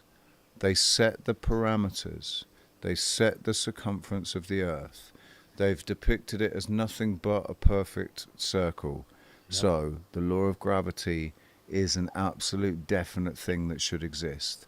Therefore, with those parameters, it should be easily demonstrable. Using lasers, using observations, and not one single observation ever made has ever been able to prove that that there's any curvature. They all show there's zero curvature. Right. It's like what we're on about earlier, looking at your horizon, left to right looks flat, but yet they're telling you boats are going over a curve at 3 mile out. Here's a question for you. Have you ever thought about this? If you go from like in your peripheral, right? If you look at your field of view, right, and think however far it is that we can see, what is our field of view? What is the area that we're looking at? How far is it from as far left in my peripheral vision as it's possible to go to as far right in my peripheral vision as it's possible to go? What is the actual distance of that at the furthest point that I can see? What is that? Because I think we're talking about thousands of miles. Well, I don't know, but when I first got my telescope, you get that little sighting scope on the side. So to set all that up, you have to pick something in distance and line it and get it all lined up so that your little sighting scope's looking at what you want to look at with your main telescope. And when I was sighting that up, I used it like a pylon. And I were at full zoom with that telescope, and that pylon's not even 6 mile away. Yeah. Do you know what I mean? It's like so it can only, my telescope's only seeing 6 mile away, but yeah, I'm looking at craters on the moon like I could stand in them. Yeah, that's the crazy thing, and it's like the moon. So the moon is absolutely definitely not 246,000 miles away. I'll tell you something else as well. Up top of my street, sometimes when moon rises, it's massive. It's like size of houses. It's like really huge. And I've had my telescope at it when it's looked that big, and I still can't see it any different. Madness. Well, because that's all about perspective, isn't it? Yeah, it's got to be some kind of lensing type effect through atmosphere, like. But and it's perspective as well. So when it's nearer the ground, it looks bigger because of what's being lit up, what's being silhouetted against it. When you put that right up in the air and there's nothing to mark it against, it doesn't necessarily get smaller as it goes up in the air. Once it gets up up high in the sky, it's no longer massive, is it? It's only massive the closer it is to the horizon. And the bigger it is, I remember the first mega moon that I saw, and I think it was in the 90s. And I'd never seen one before, and I'd never talked about one before, but they called it like a mega moon. And it was right down on it. It was huge, man. Absolutely fucking huge. Yeah, man. It's baffling, isn't it? Yeah. We got still stuff to present, Mikey. No, well, I was just going to show you what my buddy's talking about. This is on the Truman Show. Oh, yeah. Serious? Oh, yeah. Serious, yes, right. I remember that, the lantern that fell. Yeah. That's right. Yeah, the Truman Show. Insane, man. That's good. I think they're projectors, and I think that's why it's significant. Where like the horoscopes and stuff like that, I think they have meaning because the exact point in space and time that you appeared when you were born into this realm as a baby out of your mother's belly into this realm, that where all the stars were at that moment when you were born, you were the only living sentient being to be in that space at that time. And that's what why. the heck are we talking about? I need for 5 minutes. I think it's significant. I think it's significant. Like, because nothing out that it's a huge thing, isn't it? When a human life is created, when a human life becomes actually is born and becomes. Okay, I missed it. Tell me what it has to do with the stars. Where your position is in time and space on this realm in relation to the stars. If the stars are some sort of projection, if they're projecting somehow into the realm. Yeah, what validation you have for that? What validation do we have for anything? Is it just an idea, or like what do we have to the fact? I just it's just an back, idea. Of course, it's just an idea. Just an idea. I thought we had some sort of proof that I missed. I mean, they say we come from stars. I believe. Yeah, but I believe scriptures, and scriptures say that they're angels, like so. Yeah, that's true. But the wandering stars are imprisoned, aren't they? Yeah, right. A certain lot of them are tied up. Yes. Mm-hmm. Well, continue. I didn't mean to be rude. Look at him, 007. Neil, seeing as you were talking, you can tell us your testimony now. Come on. Oh yeah, my brother just came on a job site. Listen, he just came on a job site and started yelling at everybody. I walk away, and then I hear him saying, "If anybody don't like it, they could meet me outside." But we're already outside, so all these guys are getting offended, and I'm just ignoring them. So I got to go and tell him, what are you paying attention? Just ignore him. You're still going to get paid. He's not happy with the work that was done. What are you going to do? So anyway, this same brother that's yelling, he was the one that told me about flat Earth. We were driving to a job, and I was just looking. I think it was nighttime, and I was like, wow, it's amazing how we're spinning right now. We don't feel it. God's awesome. And he just looked at me. He said, "Why? You think we're on a water ball? You think we live on a globe?" I was like, "Of course. Well, what do we live on? You know something different?" This is, I think, 2015, 2016. He's like, "Yeah, Earth is flat." I'm like, "Are you out of your mind? You're telling me Earth is flat?" He's like, "Yeah," and he starts going into this whole thing. But there's a lot of feast and nonsense. There's us and nobody can go to Antarctica. So he's hitting me with all this, what I called at the time, nonsense. So I literally berated him for 2 weeks. But as I was berating him, I was looking into it. You know, I was trying to prove the spinning water ball, and I kept coming up short. And then I found YouTube channels, you know, when they weren't censoring, and I was listening to this one, listening to that one, getting into the Sanyak and buying all the ether shit. And then, of course, David Weiss, I stumbled across, I think it was on Globebusters I was listening, and David Weiss was talking about Nathan Oakley. So I sought him out, and then, yeah. Then it was, I never heard it like that before. I never heard affirming the consequence, formal logical fallacy.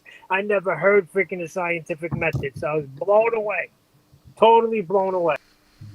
So that's my quick pony of how I became a flat earther. And like Flatsoid was saying, the Bible just a new book to me. And here we are on Michael's channel, giving our testimony of how we don't live on a spinning ball. Absolutely. And do you find it crazy though how we all come from all these different thousands of miles away places, and we're all talking on here together as friends? What I think is interesting, Michael, is that it's like so many people. It's almost like it's something that entered into the public consciousness, because lots of people. It's all around 2012 to 2015, 16. That was a lot of people woke up to flat Earth in that short period. Definitely. A lot. Me being one of them. Definitely. You were saying, Michael, about people meeting up and here and all that. Due to flat Earth and stuff, it's really good. And instead, we've gone a step further and met up. Do you know what I mean? Which we became mates. Do you know what I mean? Good. Yeah, well, we're lucky, like we don't live that far. I mean, I'd look to meet Neil, like, but I can't get over there. It's exactly. We're only 8 miles apart, and even then, I had to get bloody 3 trains. So the only reason I haven't really met anybody is because I'm in Tenerife, and it's a little bit difficult for me to meet up with English people. But like Roxanne, if you guys know Roxanne Glenn, really Roxanne. Me and her have been friends and making videos together since like 2018, 2017, 18, and she did well. I was involved in it. I was doing the live streams every day on our show in 2019, where they went and did the UK. They did the Globe Live tour around the UK, and then the following year they did the European tour.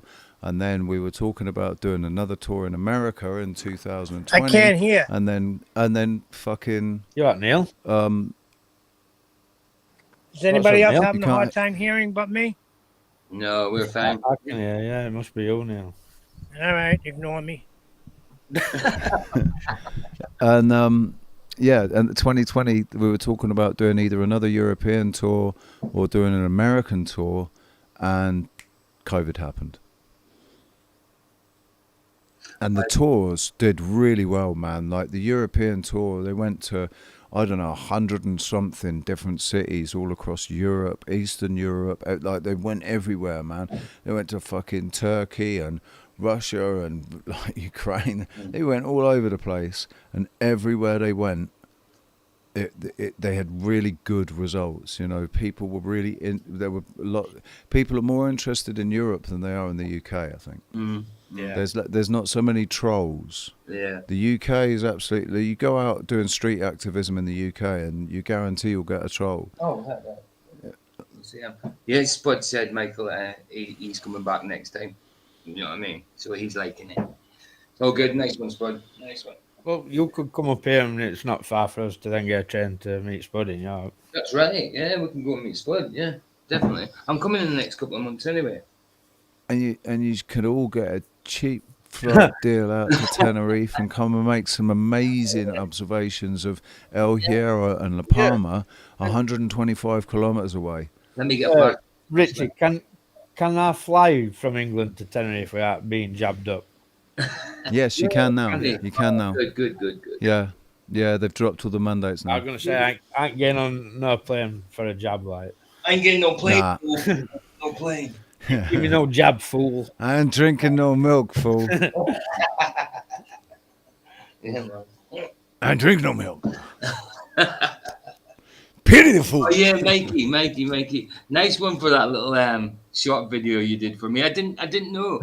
I came across it a couple of days ago. I hadn't seen it. When did you make Posted that? it in Element twice for you, PJ. Didn't know. You know what I'm like in Element. When did you post it? When did you do that? Oh, probably a week Man, ago. wow. Yeah, probably a week ago at least. Oh, Yeah. was it? Yeah, nice one, man. It was funny. Them little shorts make me laugh. I showed it to my missus. That- What Showed it to my that's- missus. She was what do you ecstatic. use for them faces, Mikey? What app Huh? is it? Mhm. What'd you Mikey, say? Yeah, what do you use for them? Hey. yeah, that's Snapchat. Yeah. Oh, it's Snapchat. Oh, yeah, they're funny. Neil's got a bad connection, man. Yeah, Neil, drop out and drop back in. You're getting grabbled big time, dude. Yeah. Yeah. Even the avatar were all fuzzy. I like some of your first one, Mikey's. The Simon Dan one, swinging. Yeah. Oh, Simon Dan. Do you know what? Simon Dan made my channel, my original channel, my original 007 channel back in 2017. I was posted in the 2018. Simon Dan did a video about me, and I picked up about 2,500 subscribers from it. I went from 400 subscribers to like 2,500. Nice. Were they all ball trolls though? The ball. No. Do you know what? No. I actually picked up real supporters. Really? Wow. Like people that came over and said like, "Hey, look, I watched Simon Dan's video of you, so I thought I'd come over and do you know what? You seem like a nice guy," and you know, and they stuck around. And I even there's I think I've still got I haven't spoken to her for a while, but I think I've still got. I'm on my third channel now because YouTube just kept deleting me. Like my last channel, they fucking lied. They couldn't even. There wasn't even anything there for them to get me on, but they lied and said there was and deleted my channel. Yeah, it stinks. They just don't like truth being spoken, man. Mainly down to And I wasn't trolls, smart enough they about report it. you for out. You know, YouTube tends to lean that What- way. Michael, can I just say, 25 watching? That's not bad for the first stream. Is that how many's watching? Wow. That's pretty good, mate. 25 watching, dude. And you've been on an hour. We've been on an hour and 26 minutes, so it's going well, man. Going well. It's pretty good going, dude. It is, It's man. better than me. I don't get 26 people watching me, so Really? It's been a good show. It's been good testimonies. It's been good presentation from Mikey. Brilliant, man. It's been excellent. It's been a good show. It's not been bad for the first one, has it? Yeah, and see what you mean. You were nervous as well. I bet you feel I more. still am. Oh, Weird as out. Yeah, dude, all you got to do is you sound relaxed, dude. You sound good, man. It's all going well. all you got to do is come on and be yourself, man. Yeah. Just come on and be yourself, and like everybody will feel that energy and fucking, and then Hey, like, that's all you want is people to just Yeah. come on and be themselves. Trolls, And we're trolls also take piss out of how I speak and everything, but like, you know, I'm from South Yorkshire. I can't help it. This is how I speak. Listen, South Yorkshire is one of the best accents there is. If I could have accent and from UK, if I could change my accent and just come from wherever, Sound like be bloody somewhere in Timmy North, Savile. well, maybe North Yorkshire. North Yorkshire would be better for He me. sounds like Timmy Savile, like that dude. Sorry. That's not a bad. That's not bad. That's good. Yeah, it's good. You did sound like Timmy. That's the one that I got from me Horvis. Yeah, we've all got funny accents, man. I'm Scottish from North. I'm like a farmer fisherman Scottish. I love the Master Puggy from Plopshire. Mr. Foggy for Plopshire. Aye. I changed my name for a minute. Plopshire, Change it of to course. something Yeah. else. Nice. And then, Mikey, you're Canadian. I picked up on that. You are Canadian. Oh yeah. And I'm saying, oh, well, we got a Canuck in the house with Canucklehead. Canucklehead. I just like the name, man, Canucklehead. And I did think that Canuck is actually an offensive term, isn't it, for a Canadian? It's not politically correct to call anybody a Canuck. That I learned that from South Park, so it must be true. oh, yes, that's what I mean. I Because Garrison I just learned. got done. I just learned the other night from Mikey that a beanie is a toque in Canada. Took. Yeah, took. Yeah. It's a what? A beanie is a toque in Canada. Toque. Is that like a native Indian saying? It sounds I kind have, of native Indian. I have doesn't no it? idea what that is. Yeah, it's No. just, I'll have to look it up. It does sound kind of native Indian though. Not that they would have been wearing Canucks, but it kind of sounds that way, doesn't it? And there was a bit. It was a big place for them. Yeah, been good. Man. I think it's really sad what's happened to Canada, man. I still actually can't really believe that it's happened to Canada, because I was thought maybe Canada could be like VC might have been somewhere that maybe I wanted to. I thought about, it'd be nice to live in Vancouver for a bit, but wow, Justin Trudeau, man, just fucking wow. Sorry, Justine Castro.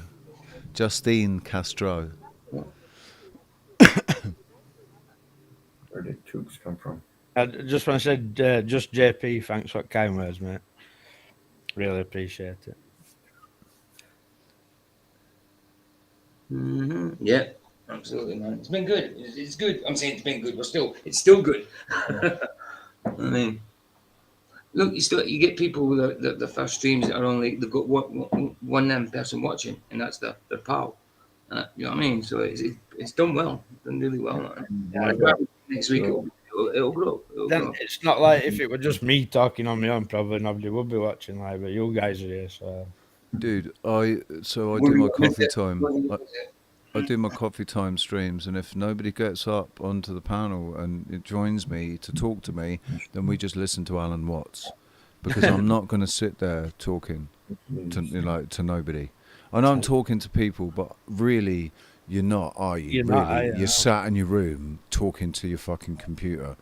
So it's like, and also I don't like saying too much anymore. I think actually silence is golden. Yeah. Just JP, how you doing, man? It's I don't like talking to people on the phone. Like my mum rings me and when I've not seen my mum for weeks and she wants to like talk me ear off. Yeah. I'm like, Mum, I'm going because I hate talking to you on the phone.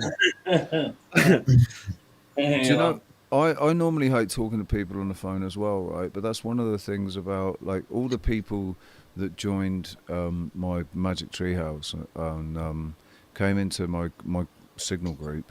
Every single one of them, I spoke to every single one of them before they came in, and with every single person, I've had, 2, 3, 4, 5 hour conversations. No effort, just like we've been talking, and then the conversation's ended, and it's been like, rah, we've been chatting for 3 hours. And that's what happens with my coffee time streams when people do come on and talk, and then the conversation just flows freely. And when we do check the time, like the one today was 7.5 hours. Wow. Yeah, nice one, detectives, on Michael's behalf. He said, great channel, Michael. Thank you, mate. Yeah. Yeah, Yorkshireman born and bred, strong in arm. Do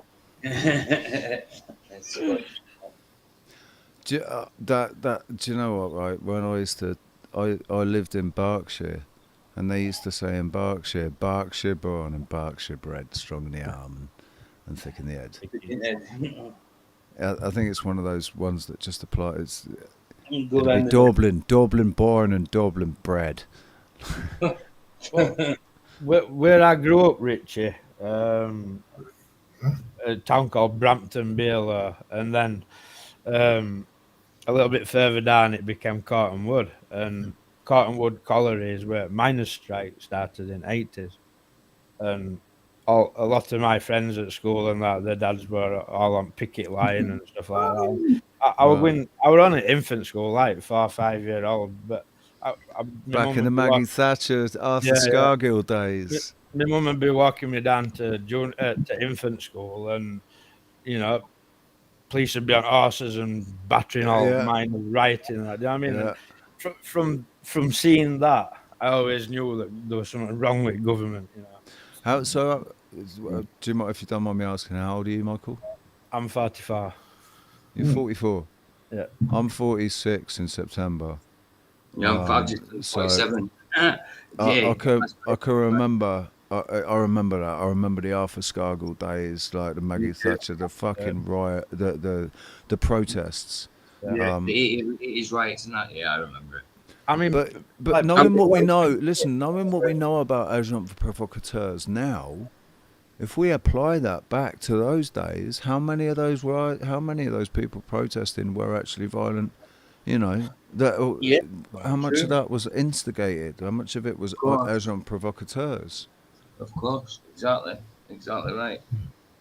Yeah, man, I remember them. Yeah, I was just turned 47 on Friday, so yeah, I remember them. I was a kid in the 80s, like, but I remember it in the news. You see the coppers with the tits on their Oh, heads. You know what I mean? The this- bobby hats and that. Yeah, this is how bad they hated Maggie Thatcher around here. When she died in Goldthorpe, that's like a couple of villages away from me.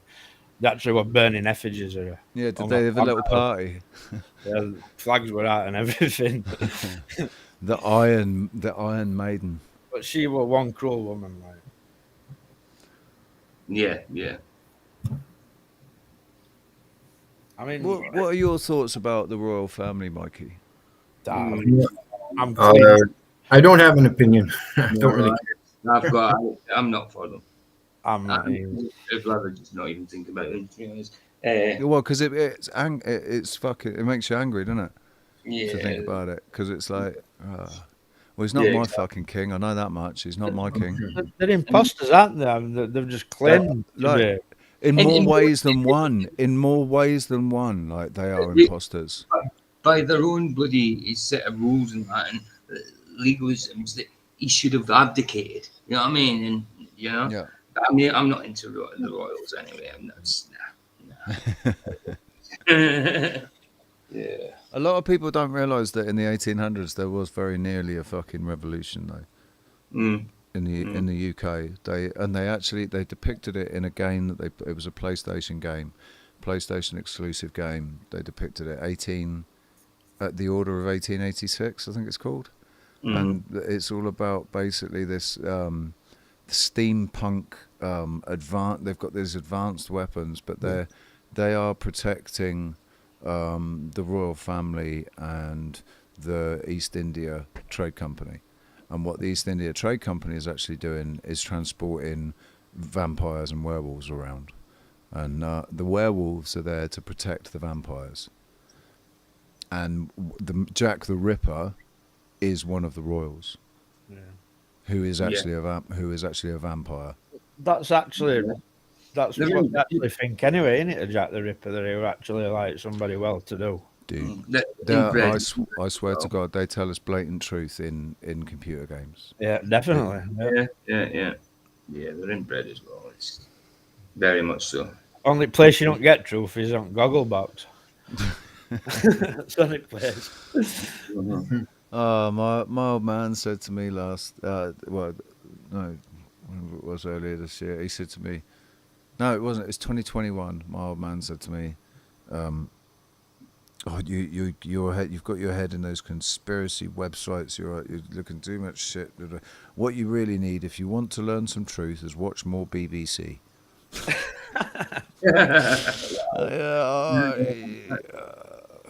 All right, Dad. It was nice knowing you, mate. Don't talk to me about BBC. I'm on about my 1000th letter warning me that I'm breaking law because I ain't got. Oh fuck yeah!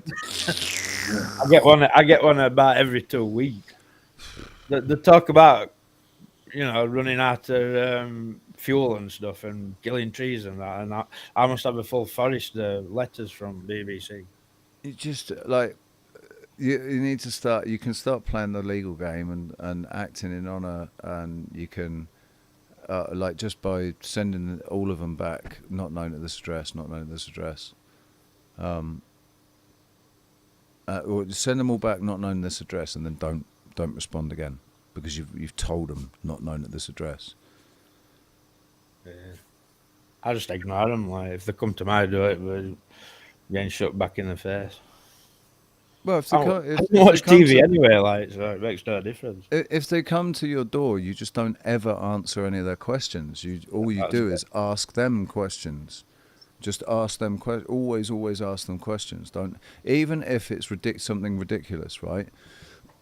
you just ask. They say, "Oh, are you the owner of this? Are you the owner of this house?" And you just say, "Hey, did you watch the football last night?" Seriously, try and get them angry.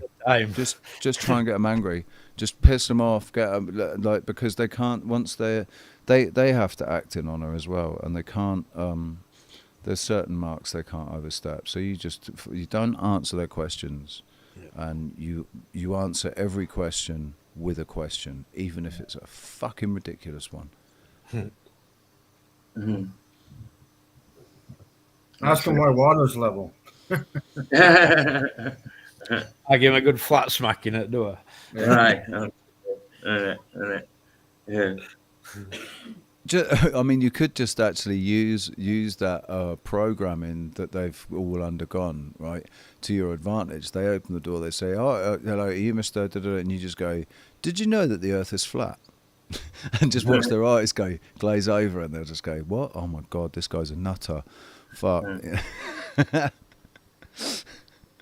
Well, only TV I've got in my flat is Brock anyway, so when they do come, I might just say, "Yeah, take that, mate."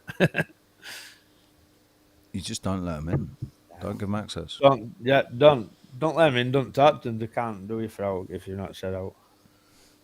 So that's what they try and do: trip people up into saying things and make lies up. The other thing that you could do as well is you can pretend that you can act as if as if it's somebody speaking to you from beyond the grave, but you can't really quite work out if it is, because you can't see them. Because in reality, what they're doing is they're operating as officers of the corporation. They're coming in to basically take money. They want to enforce this policy or whatever. So they're a corporate entity. They're a dead fictional entity, and you are a living man. And living men cannot speak to the dead. So you're like, I can hear something, but I don't see, like, I don't understand. Are you speaking to me? Like, where do you think you are? Just talk to them like the spirits talking to you from beyond the grave, and don't ever focus on them. Just drive them nuts. Make them think you're crazy.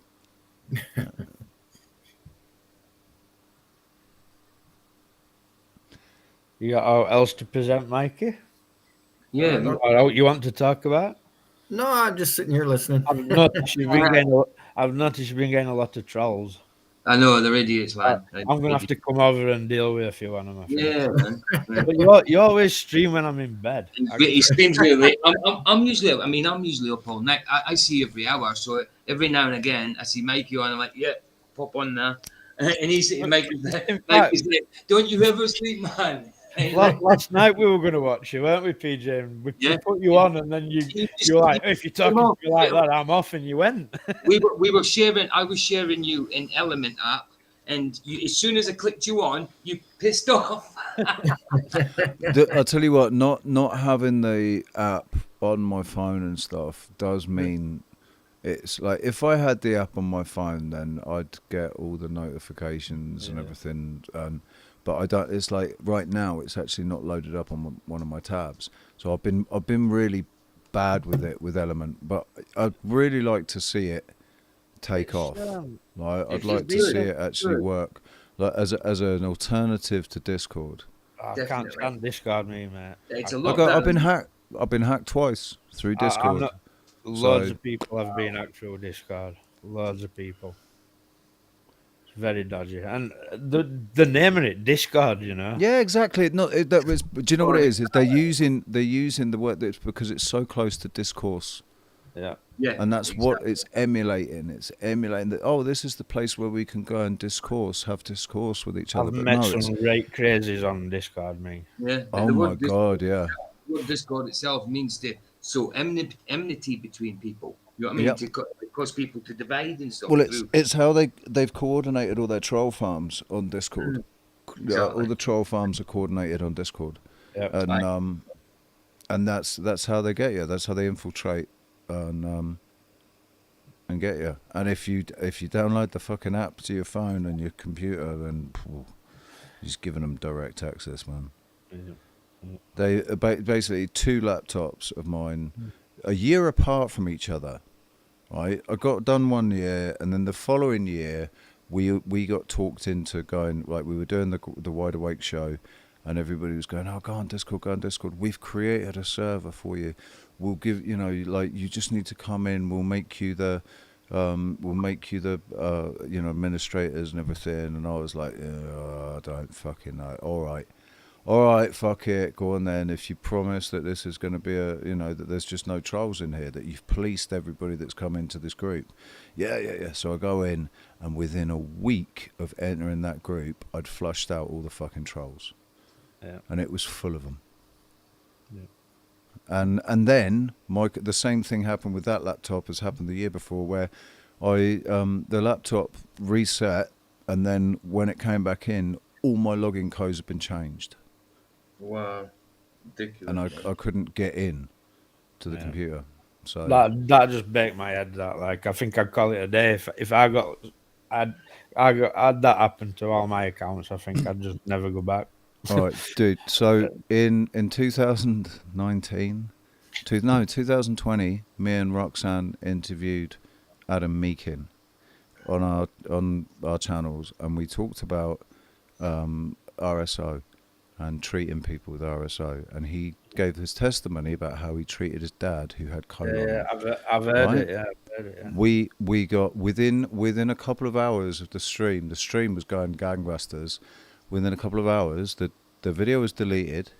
We got 2 strikes straight away. 2 strikes, and thankfully neither of us had a strike. Like, so, we was both on a 2-week ban, 2 strikes.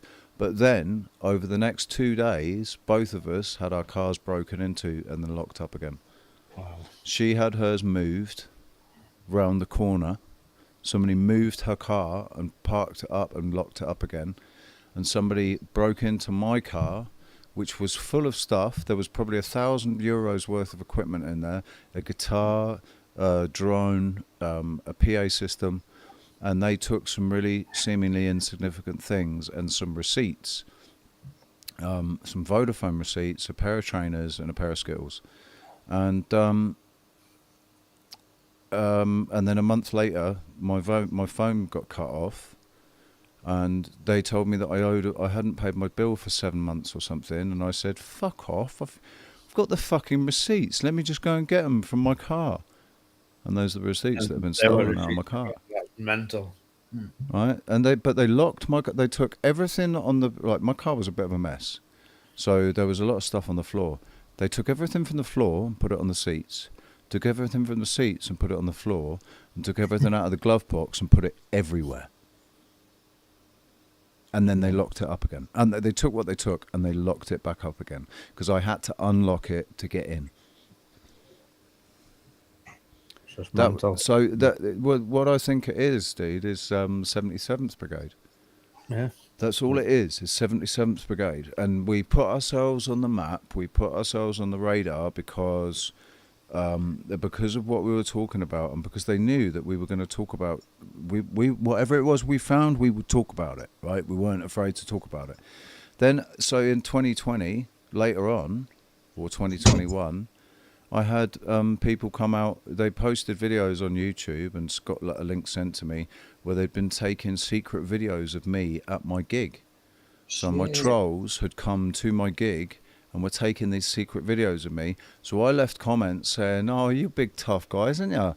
Fucking, why don't you come and introduce yourselves to me, man? Why don't you come and say hey? Like, what sort of pussy does that? Like, what sort of pussy does that? Seriously." So the following week, they came in, but I don't think they were counting on my brain working as fast as it does, because I put 2 and 2 together in a split second. As soon as I saw their faces, my brain, I thought where the camera angles were, worked out where they were sat, and I was like, "Yep, it was you." And it was 4 of them, 2 couples, and they pretended that they didn't know each other, and that they met in the bar. And went and sat down and said, "Oh, do you mind if we sit here?" "Yeah, no problem, okay." Right? And then they tried to embarrass me. They tried to quite quickly. They were trying to intimidate me and then to try to embarrass me, and I just called them out in front of everybody. Said straight away, just looked at this twat right in the square in the eye and said, "All right, mate." I called him by the YouTube handle and then explained to everybody who they were and what they were doing and everything. And they just shut the fuck up after that and enjoyed the rest of the gig. Came up at the end of it, told me how fucking brilliant I was, how amazing it was, and then while I was dithering around going and getting paid and stuff, they nicked my rucksack with about €400 worth of equipment in it. And then posted a video on YouTube saying, "Yeah, that was us. We nicked your bag. Here it is." Idiots. Idiots, man. And the two guys were absolutely either current or like ex. They were military. They just looked like military. Idiots. So 77th Brigade. Yeah. Aye. They're the only ones that are going to actually bother with that. What sort of normal fucking troll is going to bother actually going on holiday somewhere to go and fuck with someone? Like, most trolls are just sad twats that sit in their fucking room and they just get a kick out of making, causing What's people, that? But there's triggering something people. there's something driving them trolls as well, I won't put it past them being paid to do it. Like, There were adverts out back in 2018-19. There were adverts for for globe believing channels to basically make defamatory videos about flat Earth and flat Earthers and the subject itself, just to basically, and they were offering pretty good money for each video. If you had over a certain number of subs, they were offering good money for the videos. And Simon Dan, man, like Simon Dan, I watched his subscribers like shoot up. Yeah. I don't think he was consciously buying subscribers. I think somebody was buying subscribers for him, with or without his knowledge. Like he's sponsored. well, it's like this new guy that's popped up, this Dave McKeegan bloke. Like, he's come from nowhere. Do you know what I mean? And now, I think he used to be a photography channel or something. Now it's FE stuff, every Globe Earth stuff, and FE stuff, and his numbers have gone through the roof.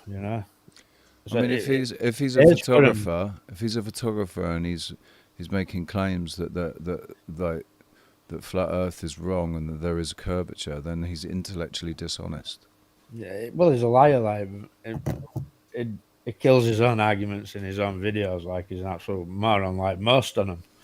Well, like Simon Dan. But Simon it's Dan just hasn't like- done a single bit of science. Yeah, He's never they're just- actually done anything to prove anything. All he does is sit there and slate what, he just says take the 'cause piss. physics basically. says, and he says things like because physics says so. You know what I mean? Yeah, that's a beauty, that, isn't it? Because physics says so. Yes, so what a dick. Sorry. Mate, Sorry, what a dick. that's like Neil deGrasse Tyson saying, that he believes in consensus. Yeah. That's why Nice. it's true. Well, consensus says so it must be. Nice one, Richie. But it's like you have one guy with 20, 50 accounts, and they come in your comments, and they're all and they make it look like that everybody's against you. Do you know what I mean? And that's a tactic. Well, they've got all their stock accounts, man. Like, one person has got at least 5 accounts, but they'll come and just keep popping in. So you get 3 people, 5 accounts each. Just keep coming in, one after the other. You get that one gets booted, coming with the next one. That one gets booted. But the thing is, though, they're not very smart about it. They're not very clever about it. It's all done. I worked this out quite early on, and for myself, I said, do you know what? This is training. This is training. Dealing with trolls is training. It's about not getting emotionally triggered by people, by what they say. Not being triggered by it at all. So it gets to the point where the troll comes in and you're just like, oh man, there's another troll. Go on, let's hear what he's got to say. Let's see if he can come up with anything clever or original. Or, oh, no, right, okay. Same old shit. It's like when I first started doing videos on my channel, I've just realised my language. I'm sorry. I'm sorry. I'm sorry. I'm sorry. Sorry. Like I said, try and curb it, but if you slip out, you slip out. I mean, I swear, but I'm managing to. When I'm comfortable, I just, I just forget that. Sorry, I'm sorry. It's alright. But when I first started posting videos, the trolling me, and I used to get wound up, But now I welcome them because when they come, they just say stupid things, and you can just point out how stupid they are. And They've got stupid names. Half the it's time they've got like really ridiculous. Like straight away, their name says, "Yes, I am a troll. Yeah. I am a sock account." But yeah, Richard, they do, mate. It also stops people commenting on your videos because they jump on them as well, So Yeah. Somebody new to your channel can't just come to your channel and say, "Oh, great video, mate, enjoyed it," because there'll be 10, 20 trolls underneath calling them morons and that. You know what I mean? Right. It's pathetic, really pathetic. But imagine what it's like for them. Yeah, they can't stand flat Earth. They think it's stupid, but yeah, they have to watch it every day. Every day. So that's I thrive off that. Yeah, I mean that's why it just all seems a bit too weird because I don't think any real person could possibly. I don't, it's like they're not real people, man. They're not even real people. They're just they don't even realise. They don't even realise that they're not even real. they've got no fucking connection to anything. It's like the new name. Can't see past the nose on the end of the face. What's it say? The Don of Donkerville. The Don of Donkeyville. Yeah, man. I'm just thinking. They are lumpy. They are trying to wear us out, mate. But yeah, true. That is the plan. They've been doing it for the last fucking for as long as I've been. At least since 2018, I've been experiencing trolls. So they don't they let up. If you just ignore them, you don't interact at all. Don't feed the trolls. If you don't feed the trolls, eventually they do get bored and they fuck off. I'll ban them, me.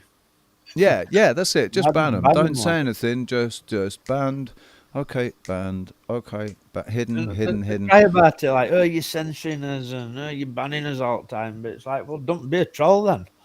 I mean, but we Simple, isn't it? Absolutely. Do what you want, I'm just I'm sorry. Did you hear? I didn't hear anything. No. Bye.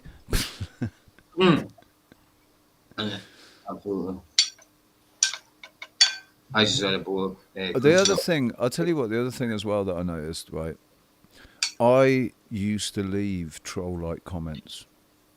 Right? I used to, and I still do every now and again. Somebody will post a video and I just have to leave a fucking comment.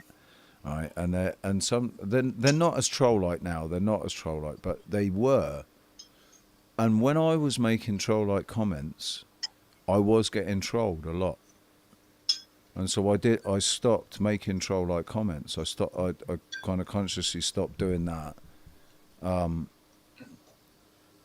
And the trolls lessened as well. I don't know if it was, I don't know which one it was, or if it was a combination of the two. Stopping making troll-like comments myself, just leaving it, just not even bother commenting, just leaving it, and also ignoring the ones that did come in. That just all led to now I don't get most of the people in my chat room are have got wrenches. Everybody, once they've been in it, once I've seen people for a few times and kind of gauged what they're talking about and how they're interacting with people, and then I just rather everybody had a wrench, And then if a troll does come in, they just get zapped straight away.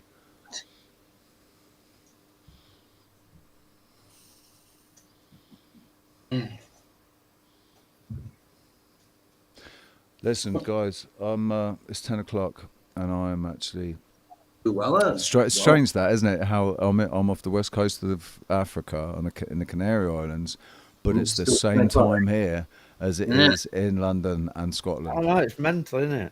That's why I went, whoa. It's like, well, that doesn't make sense to me. You know what I mean? Yeah. But then, on the old, yeah. Do you know what I mean? but look at Flatzide down in South Africa, who was only an hour in front. You know, it's. But it's all about the longitude, isn't it? It's about that line of longitude. Yeah. So it just happened to be in the same line of longitude. There will be. I wonder if Cape Verde as well is on the same time, because I think it's on the same line of longitude. It's below us. Anyway, it's been a pleasure. Thank you very much, Michael. Brilliant. It's been a pleasure you coming on, mate. I mean, It's an honour. First, if this, no, don't. Fuck off. Oh, no, fuck off. Yeah, I'm still waiting for you to come on my channel. I know LVA Paul sent you links. I know. So I'm waiting for you. And PJ, you're always welcome. Like anybody, you're always anybody's welcome on my channel. Yeah, on the nice panels. one. We don't talk about flat Earth really. It comes up. Yeah. But that's not our main focus of conversation. It's a lot of philosophy, sometimes current affairs and current events. But, you know, we talk about all kinds of stuff. I don't know, Paul, what do you think we talk about on my channel? It's not flat Earth a lot, though, is it?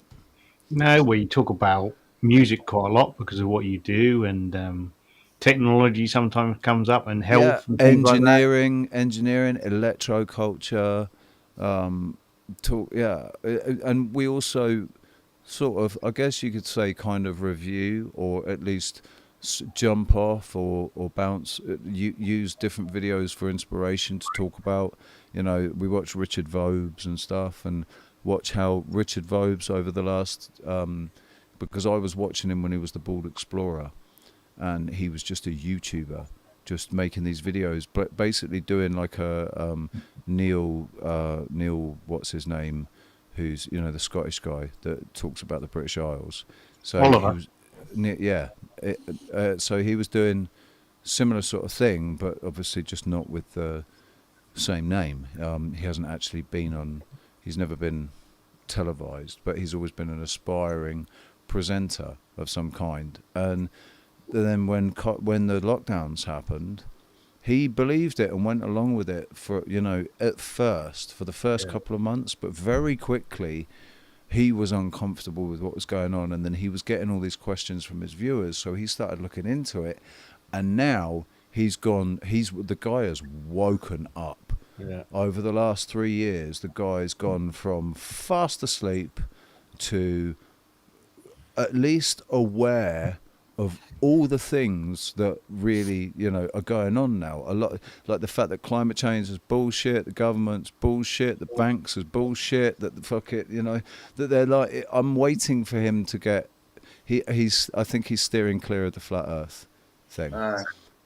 He's not gone anywhere near flat Earth, right? And I don't expect him to. I don't think he will. I think if he does do that, then he's got a risk of losing a lot of his, because he's like a medium, like a halfway point between totally asleep and waking up. A lot of people, they're not, like, the demographic that he reaches basically is a demographic that we aren't ever necessarily going to reach. You know? Yeah. The sort of people that watch him because he emulates mainstream. He wanted to be mainstream, he emulates mainstream, and so there are people that they're more comfortable. He seems like a really respectable guy, not, you know, he doesn't look like a fucking he doesn't look like a state like me. I've decided not to come on camera tonight.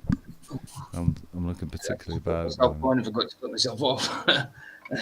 I'm sat here in my fucking wife beater, so. Anyway, what you got some what is it, Stella? I quit drinking in 2013, so Oh, I've got water. Oh, I've got nice, nice. Strawberry pop and apple squash, apple juice, fizzy You apple know pop. the best strawberry pop is Miranda. Have you ever tried it? What's it Little called? can of Miranda. Nah. Yeah, it's brilliant. Little cans, Coca-Cola size cans. If you see it, grab them, man. They're brilliant. This is Clipper. It's Clipper Fraser. Okay. Nice. And then there's actually one of my favourites is this Fresh Gas Manzana, which is apple. It's like fizzy apple. Oh, that'll be over there in Tenerife then. Yeah. It's full of aspartame and all that kind of crap. But fuck it, man. Jesus, you know. I've stopped so many things. I've stopped eating so many things, and I've stopped drinking, and I've stopped, you know. Yeah, I don't drink. On an occasion, that's it.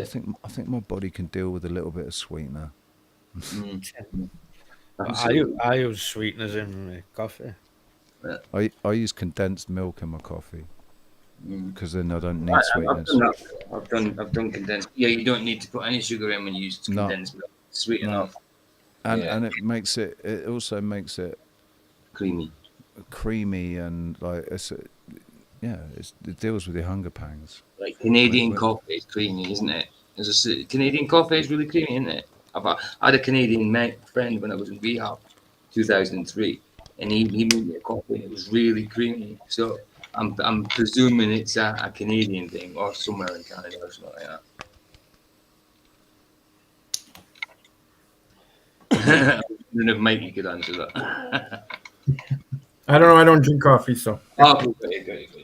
Oh, yeah, you're a water dude, didn't you? You're strictly no drugs, no drink, water, and it. Yeah, nothing. Yeah, just water and milk. Is it? Do you distill your water? Fair play to you. No, I just drink the water from the tap. I'm good. Yeah, fair play to you though. It's good. Never drunk some alcohol in his life, man. Yeah, brilliant. That's fantastic, man.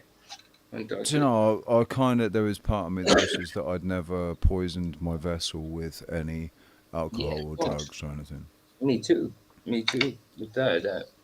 I mean, I was drug addict from the age of 16 up until 40, 7 years ago. On and off. Yeah. Oh, no, sorry, 7 years ago. 40 I've been I was 5 years-ish. So 40 odd years. I'll still enjoy a joint. I still enjoy weed when and when I can. And if if I could afford to, I'd smoke every day again. But I do. But I used to, I was still dabbling once a week in recreational devil's dandruff. Like I'm a singer. I'm a singer and a performer. Yeah. So once a week on my night off, I'd get a bag and But when the lockdowns happened, that was one of the best things that happened to me when the lockdowns happened, and it made me sort of put on my priorities. It was like, oh shit, hang on a second, right? Yeah, fuck that. I'm not going to bother with that shit anymore. A lot more expensive as well. Everybody blasted up the prices then. Oh mate, what I saw, that was the thing, right? What I saw was everybody else. They didn't stop. They doubled down and became like guys that didn't have a problem ended up with a problem. They were doing it so much they ended up giving themselves fucking problems. Yeah. And they'd start smoking crack because they didn't want to put it up the nose anymore. Richard, just 1 second. You wanting to get off, Mikey? Yeah, I'm just going to jump off. I'm just getting tired, that's all. Yeah. Look, Mikey. Yeah, thanks for having me. Are you going to come again next week? Oh, sure. Yeah, I guess so. Sure, why not? Yeah. I want to see some more photos, man. Some more photos like that. More than merrier, Yeah, Mikey, it'd be good for you to be part of the panel, man. Definitely. Yeah, no problem. Yeah, no problem. Awesome. And that would be great. I'll try and catch your streams if I can. Yeah, I'll try to go earlier in the day. Yeah. They are excellent. It's like usually 10 o'clock I'm starting to feel sleepy. You know what I'm like, PJ, don't you? I'm in bed early. Absolutely. I stayed with you for 3 days. I start getting tired. I'm going to start getting ratty. Yeah, he just goes to sleep. He just crashes out easy. My bedtime is like 11 o'clock normally, so I don't like staying up later than. I used to spend hours and hours on Discord talking to like Americans. Yeah, You know, you have to stay if you're from England and you want to yeah, talk to Americans, you have to become yeah. nocturnal. Like, Well, Right. and Australia, I got a lot of like quite a few of my subs are from Australia, so it was good today because we had somebody in Florida, and it was the morning. I was here and it was midday, and then my mate Callum was in Australia and it was 8 o'clock in the evening. It was 8 o'clock in the morning, midday, and 8 o'clock in the evening, or like being represented. It was pretty cool, man. Anyway, on that note, I'm off as well. Thank you very much. Cheers Bless you, man. thanks for the link, Paul. it's been Thanks for joining, Richie. You've been a pleasure. got LVA Paul to thank for that. He sent me the link earlier on. So Paul's there. Yeah, Paul's the best man. He's a No, techie dude. You know, if it weren't for Paul, I wouldn't even be streaming tonight. So That's it. dude, Paul's fucking amazing, man. He's helping more than one person out. He's helped me out. He's helps helping everyone he's out. helping. He's a few helped me people out. Me He's too. he's like a fucking angel. He's He God. helped Nathan out. He helped me Oh, God, out. Ken. oh, look who it is. Yo, let me tell you something Super about this. prunes. Hold on. Let me tell you something about this StreamYard. It made my phone like 120 degrees. My phone kept overheating. Yeah, I'm not kidding. Duper. Tell Flats I to unban. Tell him yourself. Duper prunes. If you're that Where? powerful, tell him. Duper prunes is in Talk to chat. him in the bathroom. I gotta go to bed. He's freaking out of his mind. 8-inch what? Of that? Tell him For yourself. you? Or for him? And it wasn't Flats that banned you, by the way. But It was me. it was all of it. I'll see you later, peeps. See you later. Man. Take it Hey, easy. mate, take care. Yeah. Is Mikey gone? See you around, Richie. Yeah, Oh, is Mike. Mikey gone on red? Oh, right. I was going to say bye, but he's already gone. Who's that in the corner? Is that Simon? Oh, I thought Simon was in the corner, right? Oh, no, sorry. I was getting confused. I just want to make sure everybody blow smoke up Paul's ass. Who missed? Yeah. I was thinking, Michael, we could try sharing element next time because we had Jeff and Spud and Hammer couldn't turn off his speaker or something. Yeah. So we've had a few issues. We could try like just one day, just a quick test, see if we can get element to share. Yeah, Okay. I've no issues with that at all. If you know how to do it, right? I think it'd be better going in element, to be honest, wouldn't But Paul, let me ask you a question. How come is it okay? Because that's never happened to me before. When I'm on the phone, I'm on either Flat Earth Debate or wherever he's talking on Element, and the phone just gets 120 degrees and shuts off. No, it's weird because you joined Richie's for a bit and it didn't do it then, did it? It was getting hot. It was getting hot. Oh, for okay. Richie's too, but I kept putting it by the air conditioner in the car. Okay, So yeah, that's so it's weird. just, it's just a heavy use app then, a bit like Discord in that regard, I guess. Although obviously worse than Discord. What did Duper do? I think he was just being Duper. That's what he did. He's complaining about moderation on another channel, so that's a ban just in itself. Oh, did he? Is that what he said? Well, there you go. Yeah, unban me from Flatswoods. He's moaning. This is not a stream for him to be moaning on. He can bugger off. So he did. There you go. That's how you handle these people. Well, yeah, Mikey, I'll do that. I'll do that, mate. Definitely. There's no point allowing them in just to cause havoc. It's absolutely stupid. You know, No, I was going to say, all the liars. Oh. They know they don't live on a chuffing ball. Right. They're just Exactly, Michael. Yesterday in Nathan's chat, there was this one guy, and everybody was feeding into it. So finally, I said, "Look, he's already lied. He told me I didn't present any proof when I did. He's a troll. You starve a troll, and you feed a newbie that's hungry and is interested.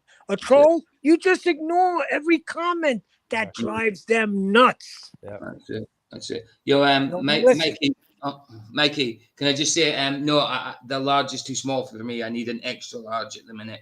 But yeah, you just email your size. Yeah, just an extra large hoodie. That's all you need to know is just extra large. Well, Mikey seems to think I need an extra large. No, I'm a UK extra large, which is it'll just be the same. But preferably in like a greyish kind of colour, light grey, or do you know what I mean, something like that. Next one. If you're still listening. If not, I'll email you. So have you all had fun? It's been Yeah, it's alright, been hasn't it? brilliant, man. Dude, we got up to 25. You got up to 25, and Yeah. that's good for a fast stream. Some people go out and they've got one dude watching them. Do you know what I mean? Well, everyone loves Michael Kahn. Of course, we've got 25. Mhm. Yeah, try telling that to trolls. They hate me. 25 what? Viewing. Oh, no. That number. We got to bring that number up. We got to get that number up, buddy. It's not bad. Well, we couldn't really advertise on FED today, could we? 25 is good. 25 is good for a fast stream. Definitely. No, we're talking about Michael here. Yeah, but it's good. It's good considering. And Listen, we was only to go for a test an hour, and we've been going for 2 hours 14. Listen, what makes you think they come to listen to me? Well, they come to, yeah, well, they have. They come to listen Well, to you've you. got 666 subscribers. Yeah. Come on, Mike. That's killing me. That.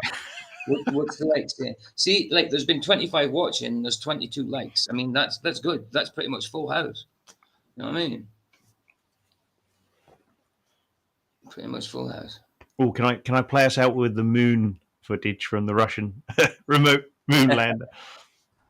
Is that what you want to play out with? Oh, yes, please, yeah. Yes, here you go. Chuck just said Michael has always been cool to me. There you go, man. Chuck's ace as well. Yeah, I was going to say, yeah, you're good as well, man. But yeah, Chuck, you'll have to come on, like, so I'm going to be streaming every Tuesday. So Yeah, every Tuesday. I'll message you on Facebook or something, Chuck, but make sure you check your messages. Yeah, I think it's been really good, man. I'm glad we did it. Yeah, there's enough people debating with balls and that, Moxie. Yeah. You know, I just want to talk to people and have a laugh and that, you know. I'm only busting your chops, Michael. 25 is outstanding. Yeah. Oh, 27 now. Dude, 27. Whoa. 27. It'd be good to hit the 30 before we shut off. No, you might get the fit. Really good. Yeah, that's been good.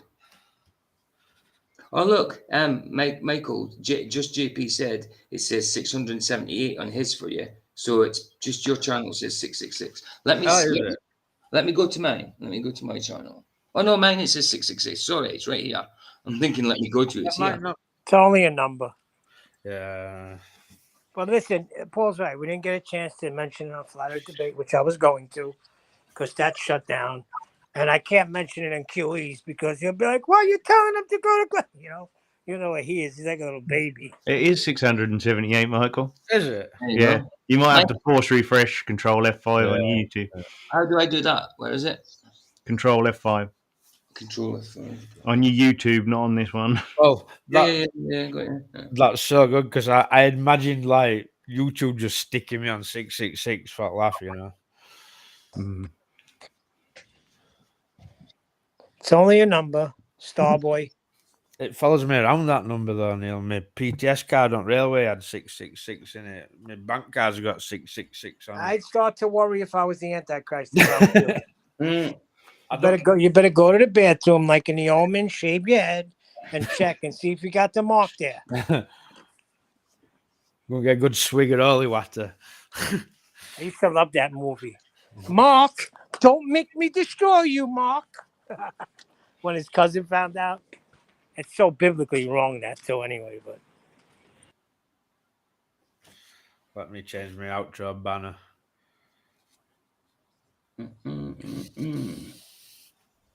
So, is that it? Have we all had enough?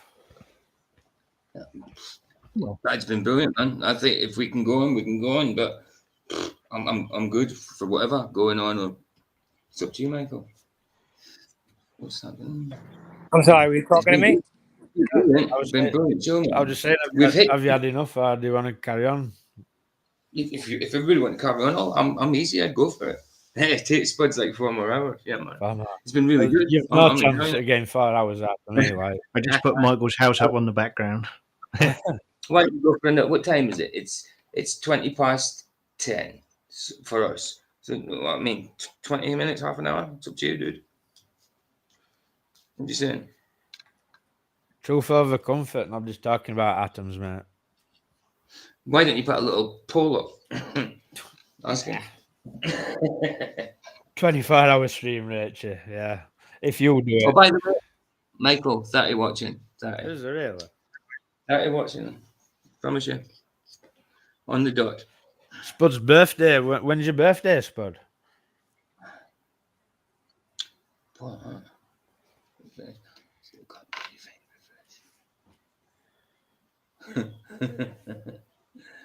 Is it an answer? Yeah. Is it not going to answer? I don't know. So far, July 18th. What day does that fall on? I bet it doesn't fall on a Tuesday, does it?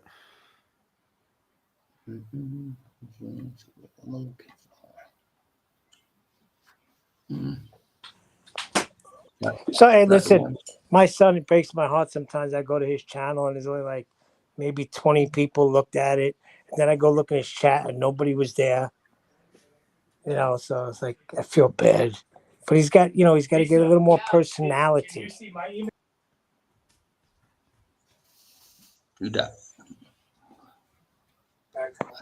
My son, the Space Jelly Reviews. Have you subscribed? Have you subscribed, PJ? Sorry? Have you subscribed to my son, Space Jelly's Reviews? No, none of it. I'll subscribe. Yeah, definitely. subscribe, make a comment, and just like, you know what I mean? It helps him. If you got Post his link in chat, Neil. Yeah, post it. And get everybody to subscribe. Okay, let me see if I can find it. It'd be easier for me to do it. Yeah, of course. Yeah, sound. And then You don't need to do it now. Than that, yeah. Yeah. Has Paul done it? Yeah, man. That's cool. Yeah, I'll go to that.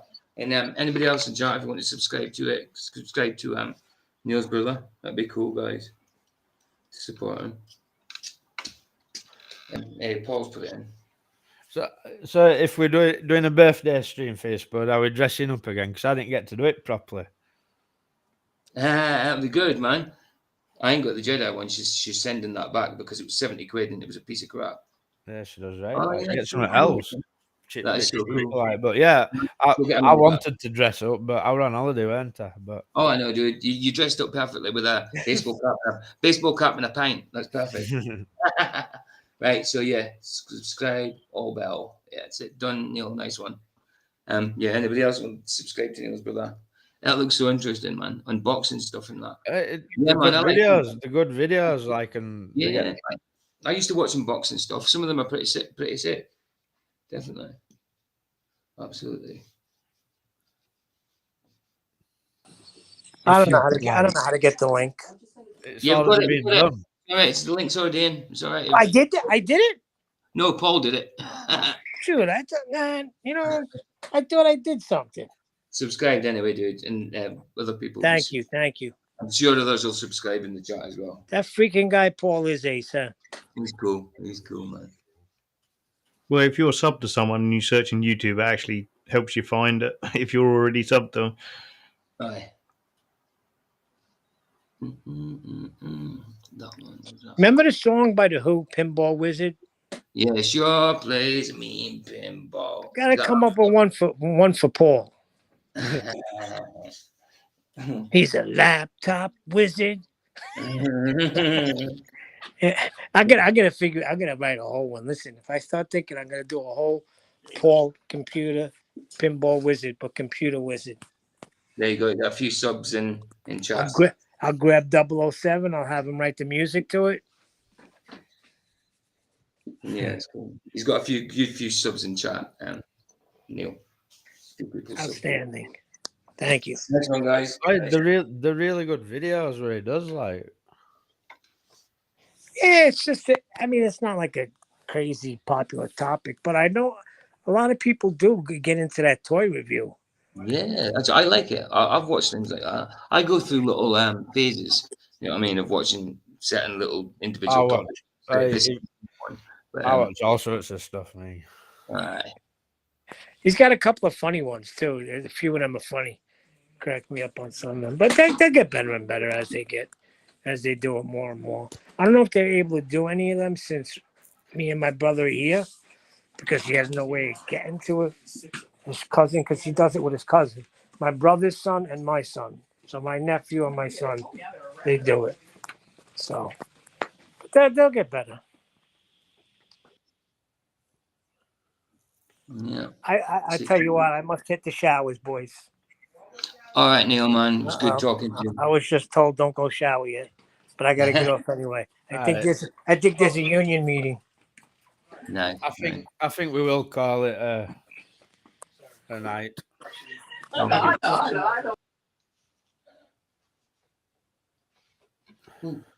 wow, whoa. See you later, JP. Thanks for coming, mate. Dude, it was good. Yep. It's been a good show. People's enjoyed it. It's gone quick. Yeah, it's gone quick. You only intended to do an hour. That's an hour and a half. That's pretty much an hour and a half going by. Everybody enjoyed it. You sounded perfect. You know what I mean? I know we're still live, but I'm telling the truth, innit, guys? It was a good show. You're too kind as well, PJ. But I pretty much think that most of y'all kept it going with talking. It weren't me, like. It's a teamwork, man. It's a team. Cool, man. Enjoyed it.